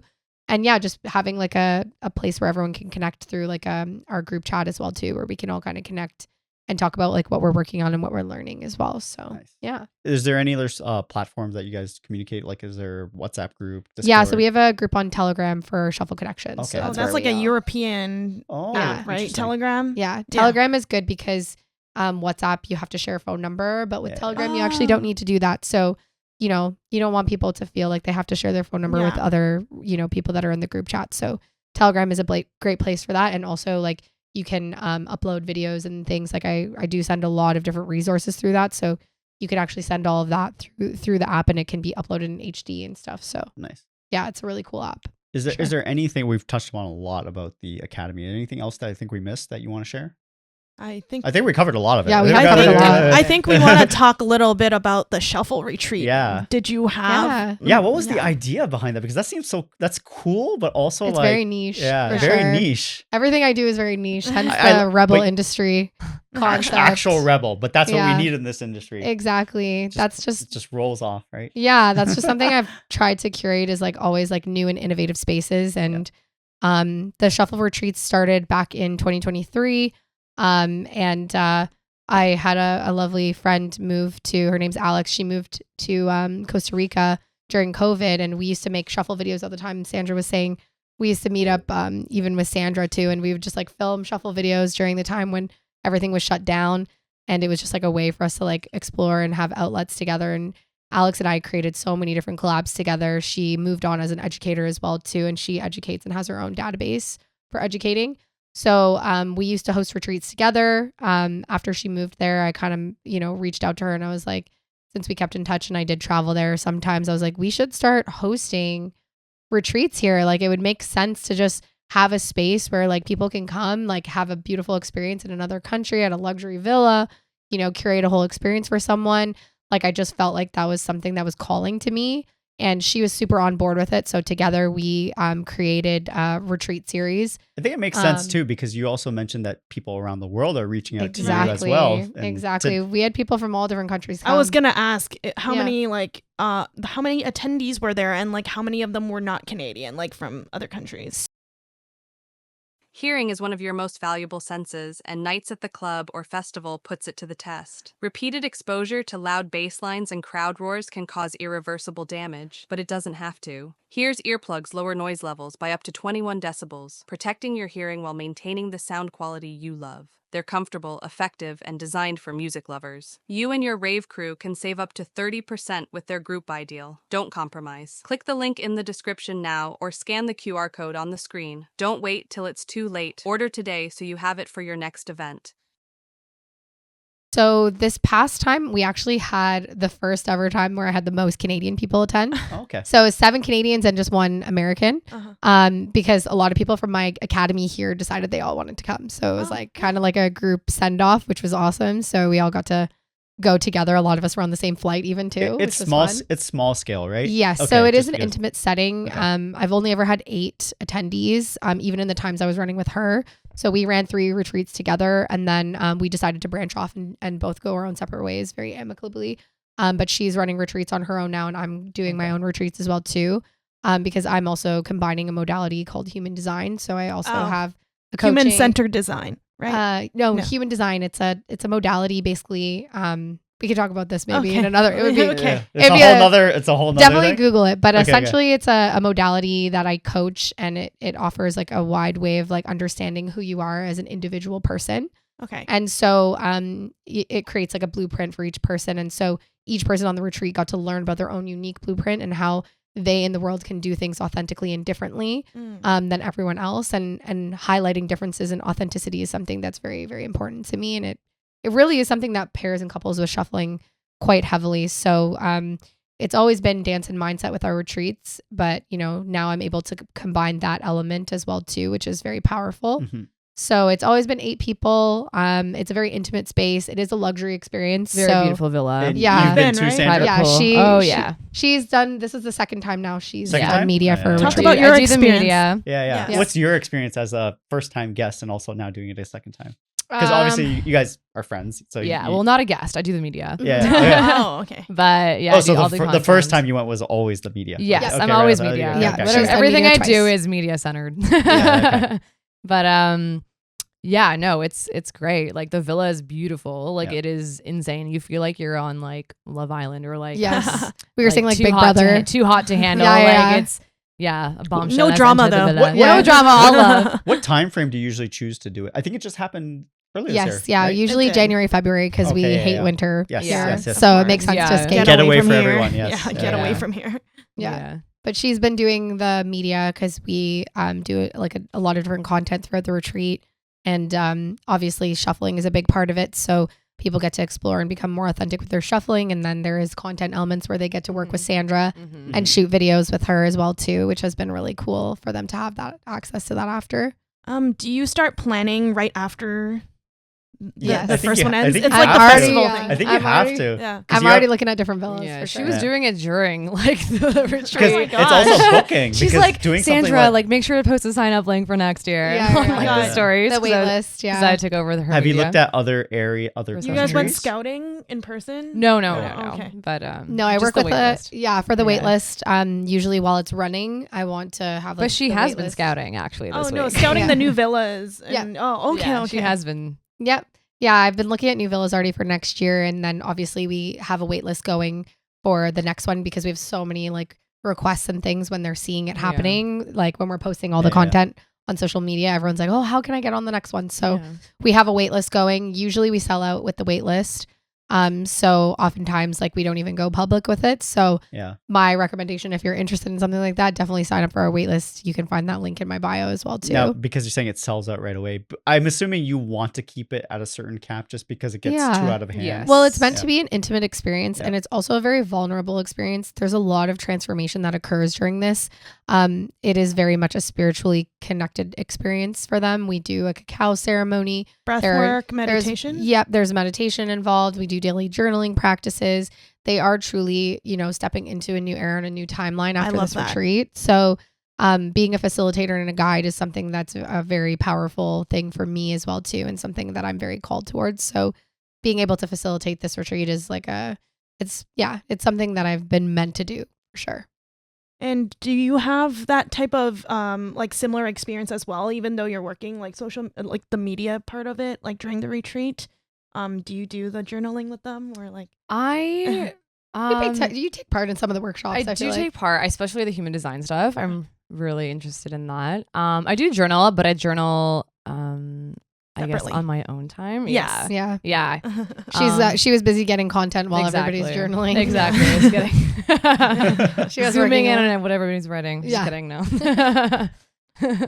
So I guess that's a different experience, but also very rewarding for you, right? Yeah. Yeah. No, I get to like do what I love with friends and just be in Costa Rica, Yeah, Mhm. sunny. chill in the pool. Like, Yeah. hello. And even like when there's like shuffle Yeah. stuff going on and we're all like shuffling together. Oh, I She'll- join. she'll I will join dance in. She in did- my slippers. I don't Yeah. care. I will She pop did take off. part in like a couple of our workshops as Yeah. well too. I mean, I there's can't only help it. there's only I so can't much help it. content we need. So like a Yeah. lot of the time I'm like, hey Sandra, you want to hop into this class? So she gets to experience it as well too and like be a part of it as well Yeah. too. So I'm sure she I hear enjoys the that. music. I'm like, my feet want to dance. Yeah. Are Exactly. you involved in other ways in the community? Maybe you first and then. In terms of like media. I just do media. I do media and a lot of I guess it's transferable throughout. You can do events. You and can then do, Well, you do all over the Reunion. Like you're place. now connected with Reunion, I do, which is an awesome yes. space. So Reunion is an all women's DJ event. Oh. It's like super a big cool. dance Yeah, party. it was Please featured elaborate. An Right. alcohol It was free featured on dance Blog party. TO. Yeah. One of my friends, my good friends, Rachel, she's the founder of it. She's amazing, and she started running these events 2 years ago. We just had our 2-year anniversary, I think 2 weeks ago. Last night we had another event. No, they're really cool. And I shoot all their events, and I want to be connected with anything music. So I am everywhere. I've shot at History. I've shot at Rebel. I've shot at Coda. I'm just everywhere. Yes. Yeah, and you'll find her. She's Yeah, always you at our will- you will community find events me. too. Exactly. Like whenever we have shuffle meetups as well. I I'll mean, come through. she's With the camera. always Not only I don't Or think so- she's always with the Yeah. camera. Like she does want to participate too. Yes, for dancing especially, I will come. I will come through to dance. Yeah. I do love dance. Yeah, I think she still wants to prioritize like being a dancer too, not just like Yeah. always being behind the camera. Hence why I also love shuffling at Veld. I'm always Yeah. like, I'm gonna be dancing with you. Yeah, because we have a second media. Her name's Biba, and so Yeah. whenever we do our performances at Veld, Sandra wants to be in it. So our It's their second, turn. Yes, our yes, second yes. lead in media, Biba, will take over the camera so that she can Yeah. actually be in some of the shots, Yeah. especially the performance shots. I think you have to. Yeah. You have to. Right? You I have mean, to. it would be I would so go home sad for feeling her. sad. Yeah. Yeah, I would Yeah. probably cry myself to sleep. Just kidding. Yeah. But not. If you kidding. can't, once again, you build this, you can't showcase your Yeah. skill. Right. Even for one Yeah. video. That's, Yeah, even though you're behind the scenes most of the time, you're still a dancer. I'm still a dancer. Yeah. Exactly. You're judging when they're dancing too. Well, she definitely has like an eye for it too, which is nice. It's always nice to work with a videographer who actually understands dance, who can Yes, move yeah. with the dancer. That's key. Right? That's She can key. predict what people are Yeah, doing. no, it is like it's It does help so it much. is like an intimacy thing too, kind of like when you're filming somebody and you can like feel Yes. their energy and like where they're gonna go and what they're gonna do. Yeah, have you seen those Olympic skater videographers? They're like skating Yeah, they're along actually- with the people. So it's it's like actually it's the same crazy. thing. Damn, I Like gotta you have watch to that. know. I've Yeah. seen like the That's snowboarding so ones, cool. but yeah, that Yeah. sounds really cool too. Yeah, because like they're obviously skating very fast and you have Yeah. to predict it. So it's like the Yeah, same yeah, concept. yeah. It is. Yeah. Yeah. Yep. Yeah. I Yeah. think you get that in a Yeah. lot of industries because like you see Yeah. those skydivers, you're like, well, obviously the guy knows how to skydive. Yeah. And I love it when they like play with my camera too. Oh When yeah. I'm shooting dancers. Yeah. That's Oh, why and they're like this, like move it to the yes, next camera. exactly. Oh, Yeah, like, I think- they know they're doing the transition for you or like some sort And you're of. like, oh, I'm going now. Right? I think she makes people feel really comfortable too. Like that's the other thing. Like sometimes when you're with a videographer who like doesn't understand dance, Mhm. it can be a scary thing. Like for our retreat guests, like they even had mentioned like in the beginning, like, oh, I'm a little scared to be in front of a camera and stuff. And so we were able to like really overcome those fears with them. And they love Yeah. working with Sandra because I just think I'm She'll super make- chill. She's Yeah. seamless. Like she'll make you Yeah. feel comfortable too. Like you can get a little more vulnerable when you feel comfortable Mhm. with your videographer, whereas Hype- sometimes it can be Hype an woman also, awkward- right? Always. Always, Oh, always, yeah. always. we can tell throughout this episode. Moving to other random facts, something that really struck me on the website was that you put your big 3 in astrology on Mhm. your profile. So, do you mind if I like say it out loud? Yeah, Since of not- course. Absolutely. So she has a Cancer sun. That's the her like identity, I guess, and then Scorpio moon and Sagittarius rising. Was there a reason for including that in your profile? I like from the retreat and then the way you were speaking, like I feel like you're spiritual and so am I. Yes. So Yeah, I am super spiritual. I have studied astrology for many years. That's actually what led me to human design. Astrology is actually one of the modalities that encompasses human design. So it's a really powerful tool for me personally and something that I've used for my own spiritual development. And now I obviously very much like apply it to the people around me when I know other people's signs. Like for example, me and Sandra are both Scorpio. we both moons. have a Scorpio moon. So we can Did you hear that, Sab? Hater. no, I don't hate it. I'm kidding. I love her big She 3 said and crazy. I will share after you Yeah. finish your sentiment. Absolutely. But I think it has helped me better understand the people around me when I know their astrological signs. And I think, unfortunately, astrology has a very bad rap because, Yeah.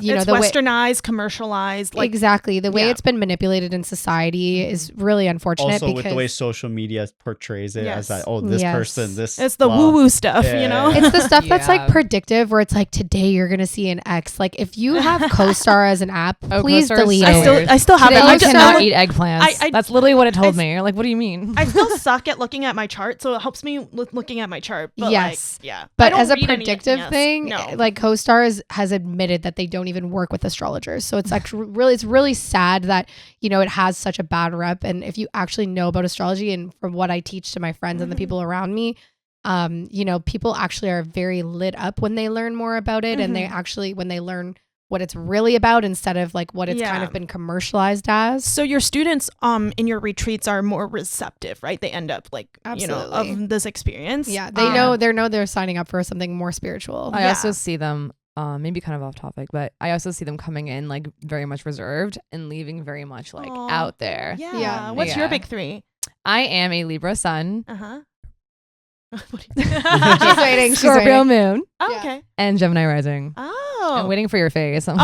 I just like, I think Scorpios are like anything with the Scorpio sign is like very mysterious and like hot for me. But I'll share my big three. Yeah, I was gonna say, tell us yours. Your big three, like I was like, I will get along with her. I'm Pisces sun, Sagittarius rising, and Cancer moon. Dang. Oh, yeah, wow. we're very both, like, similar. Yeah, Too similar almost. So Yeah. like I saw that on your profile. I was like, okay, I probably really like this person's approach, and with what you have established with your community with Sandra, I feel like it's probably somebody I would look up to because you're also a Sagittarius rising, and I feel like I need to embody that a little more. Yeah. But you guys can search that up on your own time. I'm just nodding politely to all this. 'Cause I think the Sag rising is actually what has helped me travel so much because yes, you know, I'm constantly traveling. Yeah, like you don't it see me on pushes these you. episodes because I'm traveling. I'm not any fire signs, but I love traveling too. I'm always traveling too. Well, that Gemini rising is It's that Gemini rising. very Like, similar. I have a lot of air in me. Innovative, I want to be like- out there on the planes,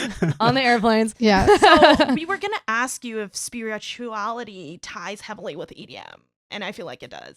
I personally think it does. I think a lot of people have spiritual awakenings on the dance floor. I think a lot of people wake up to like the things they need to change in their lives when they go to an amazing. There's a lot of uplifting- reflection. Because in the end, Yeah. EDM's an escape, and events an escape, festivals an Exactly. escape. And that high vibration energy that you get to experience. I mean, don't get me wrong, there is low It is vibration taxing. energy Yeah. too. Yeah. There's people to watch out for and experiences to watch out for that do prey on your energy for sure. Yes. There's But- a lot of those breeding grounds, and I am much Yes. aware. Yeah. But that's in every scene. Yes. So ultimately, I do see this very high vibrational frequency that we're like all a part of when we're at a festival. And so a lot of people have trouble integrating that when they come back home and they're just depressed because they're like, Yes. I've been in such a great energy this whole Yes. weekend and then I have to go back to like the mundane, right?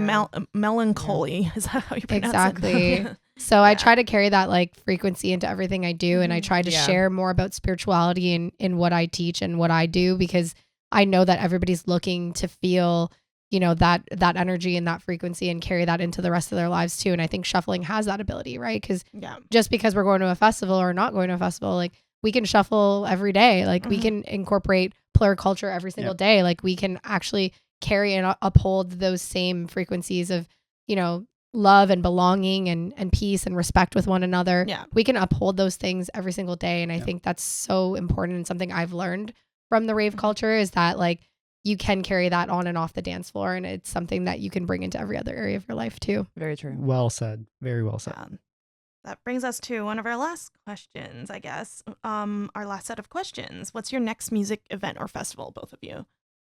Well, What is that? well, you're going to be in Spain. You're doing Yeah, I Juro. guess Yeah, the you're next doing- festival I told you I'll be at is obviously the tournament in Spain, Yeah. and then there is a music festival the weekend after we usually go to. It's called Duro Festival. It's literally translates to hard festival. It's a hard techno Oh, festival. Duro Festival? Yeah. Oh, How sorry. you know it? Oh, nice. I know it. Yeah, I'm I've been very going for inclined years. with the Euro scene. Yeah, I am too. I actually prefer going to European festivals. Yes. More chill, right? Yeah, Well, actually, no, it's the culture. the It's- culture is different there. it's- People care about the music. I find in American festival culture, it's kind of like everyone Take wants pictures. to just everybody just wants to get fucked up and like yeah. I feel like there is like a very much a kind of like there's a normalcy is what I call Yeah. it, right? Like people go to the event because I said I was just there. I went to that Sunday event. It just felt normal. It's like Yeah. having Everyone dinner was or something. normal. No Yeah. one was being Okay. flashy. No one was being that. Yeah. And I don't mind some of the They're just stuff. themselves. It's just Yeah. it's literally they're just there with their friends Exactly. and they're Have there a for good the music. time. And Yeah. I appreciate that culture more because it's like the raw element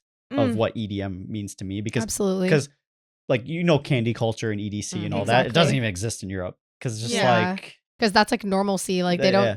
Yeah. I mean, they are the plur. Exactly. And I respect everything north because I think it's very like trinkets and all that I stuff. think is it's so still. cool. I think it comes with the like less of a stigma in Europe yes. to have music festivals, and since it is here, it's more of a statement. It feels like a rebel. Yes. It's a Yeah. rebellious. rebellion. Ayo, brooms. You said the magic word. Yes. Yeah. Yeah, I love going to European festivals. I feel like I'm actually subjected to a lot of new music as well too. There's a lot of up and coming stuff going on there that I feel like translates over to, you know, the North American side like slowly but surely. And so I'm always interested to see like what they're putting on. And so I've been going to European festivals for years and years. So it tends to be where I like to travel more so anyways. Like I do prefer to travel to Europe and explore those countries more often. How about you, Sandra? I'm honestly a last minute full send kind of girly. She is. Hey, let's go. Electric Island? Electric Island's in a couple Electric months. Island. Yes. You already Yes. know. Yeah. We call it GTD, game time decision. Yeah. Oh yeah. That It is helps to have someone in the immediate. scene that you can just get added to last minute as well too. Yeah. She has enough connections. She so. does. Yeah. She does. It's awesome. Probably Electric Island will be More out, than I though. need. Just kidding. Yeah. Yeah, the lineup just dropped. Yeah. So. Oh yeah. It's a good 999. Yeah. Oh yeah. 9 That times day 9 will be one. sick. That day one is 999. insane. Yeah. That day one's Yeah. so good. 9 by 9 is good. Yeah. We'll definitely have shuffle circles going on there too. Like we obviously do not collaborate with Electric Island, but if Electric Island ever wants to, you know, work with us, we'd be more than happy to work with them. But yeah, we host shuffle circles pretty much at every festival and event on our own. Mm-hmm. Just kind of like It's community. posting up flyers It's like, all hey, community. meet over here. Yeah. Like we're all going to be behind the stage, like shuffling and dancing away. So we definitely have circles going on at Electric Island. So definitely look Yeah. out for that. Awesome. Thank you. Any final words to inspire would-be shuffler? And where do you see this shuffling industry evolving to? You want to go first? You go first. I will Okay. take it away. You know what? You've been cooking too. Both of you guys have been Right? cooking so Yeah. hard on this episode. It's been great. Yeah. So where would I see That was on shuffling fire. going in the future? Yeah. I do really want to see more festivals and more artists bring shuffling into their realm. And I think I have a unique opportunity to do that now that I'm becoming a DJ. So hopefully I can showcase what that looks like so Bring in that other performers on stage. or Okay. perform myself, right? Yeah. Like Oh. so Leave your you know, decks, start just hop dancing. off the decks and Instead throw a of little jumping, shuffle in. you're shuffling. That's yeah. sick. Exactly, because I just feel like there's such an opportunity for those two industries to unite, and I just feel like they've been so separate and distanced for so long. And yes, there are the people that do work with shufflers, and we see them and we work with them and we love them. And I think just ultimately, like for the future of that, I just see like a lot more collaborations happening, a lot more festivals wanting to do like what Vel does, because again, the publicity, the virtual experience of like having virality, right? So, you know, bringing that to social media, if that's such a big call for people to really have that, you know, that engagement and that virality to their content, then like shuffling is the answer to that. And it's like not only something that's going to bring that virality, but it's also going to bring culture. It's going to bring New friendships. new friendships, connection. Like it enforces so many good qualities and so many good values that I think more festivals should look into that. Right. So It's healthy, guys. yeah, It's a super good. healthy. It's a good Yes. workout. Yeah. It's a great workout. Yeah, and there's nothing better than like going to a festival and seeing a ton of people dancing. Like that just makes your festival look good, right? Yeah. 100%. Healthy event, community. After they sweat it out, they'll be hungry. They will want to buy water. Exactly. Oh, you would not believe how many waters we go through at the festival. Yeah. We're buying a lot of water, and like we do eat. Like we make sure we eat like probably Mhm. once or twice at least at the festivals. So And post meal after the festival. oh yeah, Always, oh yeah, always, Oh, yeah. always. always. We're always stopping on the way home. But Oh, I yeah. think also for shuffling in terms of future, I just, you know, I'm excited to see like what new styles, what new cultures start to come about, because it is such a new, although it's been in like the earlier years and it's starting to really like put a name for itself on the world of dance map. Like it's not just considered a rave style, it's actually considered a dance style now, which is so exciting to see for Yeah. me personally, Mm-hmm. especially with my dance background. Mhm. You know, originally there was like this kind of snobbiness with other dancers being like, oh, that's Right. not real dance. But now like there's a lot of people from other dance realms coming to my shuffle classes. So Yeah. I can see that it's being recognized as a dance form. And I can only imagine if we continue pursuing that to see how much like it can impact Yeah. tournaments. And your And classes have been getting bigger. They've Yeah. been, like Yeah. every year. yeah, Yeah. I'm excited to see how our roster will expand and, Yeah. you know, and to introduce more instructors to my academy as well too, as people progress. So Awesome. Good luck. Yeah. Congrats. I'm excited for you guys. I have and- one fun question I want to ask, Oh, just okay. because we talked about geography of how it Oh, started okay. in Melbourne to Malaysia, and then obviously I think Where's the next spot? cutting shapes is, I guess, want to say SoCal area, that kind of. Cutting Shapes would have been like born out of the UK, expanded in more Mm. like the Spanish areas, and then obviously the US like really took a lot of it and ran with it as well too. They have their own way of doing cutting shapes. So if you had to choose another jumping spot, where do you think it would go? Costa Rica. Costa Hey, Rica. oh, there it is. Yeah. Shout out Alex. She got to start that community down there. Awesome. Yeah, but no, I think ultimately like wherever there is a community where raving can be, there can be a community where shufflers will exist, because even if it's one or two people meeting up to Yeah. learn how to shuffle together, I have noticed that wherever the music goes, Yep. the shufflers follow. Everybody's bodies want to move one way or another. Yeah. Right? Yeah. Yeah. ADHD. That will never yeah. change with the music, which is Yeah. great, right? Yeah, exactly. Any final shout outs? Any final shout outs? Yeah. Drop your socials. I mean, definitely follow us on Shuffle Rebellion. And Yes. if you have a unique creative project or something that you want to work on with us, like we're always interested to try new things. We've worked with a ton of different artists. We've worked with different labels like Mhm. Universal Music, shout out Mhm. Universal. That's cool. You know, and then obviously festivals, but we're always excited to like collaborate with creative minds. So if you ever want to like reach Yeah. out to us and I create also- something yeah. together. Yeah. Absolutely. That's it. We're all creative space. So Yeah. we I also got, we recently- got to grow together, guys. Yeah, I recently started working with Warner Music as well. So Oh, wow. Yeah. Congrats. Let's go. Congrats. Let's Drop go. your Thank you. handle. What's your handle? Yeah. At B Sandra. Yeah. And Four mine- A's. We'll have everything in the description, guys. Yeah. Yeah, I was gonna say mine yeah. at Rebel Industry, and then obviously we have Shuffle Rebellion, and we have Rebels Shuffle Academy as well too. So I'm sure you Yeah. guys are gonna link everything. Yeah. And do you want to promote your next beginner shuffle class? You said, is that the end of the month or? I think probably this will have already happened, but Yeah. we'll Oh. probably have like each month we have. If Right. you look at our schedule online, our Toronto class schedule. We'll have links to all this just as an easier Exactly, guideline. yes. So yeah, it'll be really cool. But yeah, But yeah, it's if never you- beginners. There'll always be beginners. There'll always be new Exactly. classes. There'll always be, so each month we always have a shuffle meetup. If it's not listed on our website, it's because we're doing it outdoors. So in the summer, we usually do outdoor meetups. So you won't have to sign up for that. It'll just be available on our profile. So definitely Instagram is a good place to look at where we're having upcoming stuff. And then obviously if you want to look and book into a class, our class schedule is on our website as well too. And for complete beginners, just always look for the beginner category of classes. And then if you've been shuffling and you know a little bit about shuffling and you want to come to some of our rising novice or intermediate classes, that's a great place to expand, meet other shufflers, learn new moves. Like I think it's a great place to continue your journey of shuffling as well too, and stay excited about it, because I think when we kind of like keep doing Believe the in same moves, yourself. Yes. yeah, and like Ha- when we're Excitement rubs off too. Yeah, Exactly. totally. Oh Yeah, yeah. Yeah. and I feel like when we're in the same like set of moves and we're always like in our living room dancing and we feel like repetitive, it's almost Mhm. like we can lose interest a little bit. So that's why I think classes are so important. Is Yeah. it like Also just meeting people that are on your Yeah. level too, that want to learn and grow with Yeah, you. and it that challenges helps. you. Yeah, Yeah. exactly. it challenges you as Yeah. a dancer. Exactly. Well, Thank sure. you so much. it's been a pleasure having both you, Sandra and Sabrina, Yeah. on the podcast. Yeah, I've thank learned you a for lot. having us. I've learned a lot. I So know have I. Christine's probably learned a Yeah. lot. We hope you guys have learned a lot. And honestly, I can just, the passion that you guys have for what you do, it just shows based on this. And we hope you guys see that as well. As I said, definitely give them a follow if you aren't following already. And you guys will see them very soon. But I guess we'll end off this episode. So thanks for tuning into this week's episode. We hope you enjoyed it. If you like, please subscribe to our YouTube, follow us on Instagram. Make sure you follow them, as what I mentioned. As I said, I'm just going to give a shout out to a few of our affiliates. If you have a night of heavy drinking, grab a jelly IV. It'll help your liver. Good for up to 5 drinks. Also, if you're traveling overseas, especially you, we do have a discount code with Airalo that gives you 50% off on with a $10 purchase for your next long travel overseas. So definitely use our code B&B Hertz 15. And if you're looking for earplugs, we never mention earplugs, but we always got to mention earplugs. In any of this, you always have to wear earplugs. Absolutely. Even when shuffling, you always have to wear earplugs because the music's still there. We have a discount code with Hears. If you group buy, it's the discount's even bigger. So check the links in our description. And with that, we will see you guys on the next episode. Bye.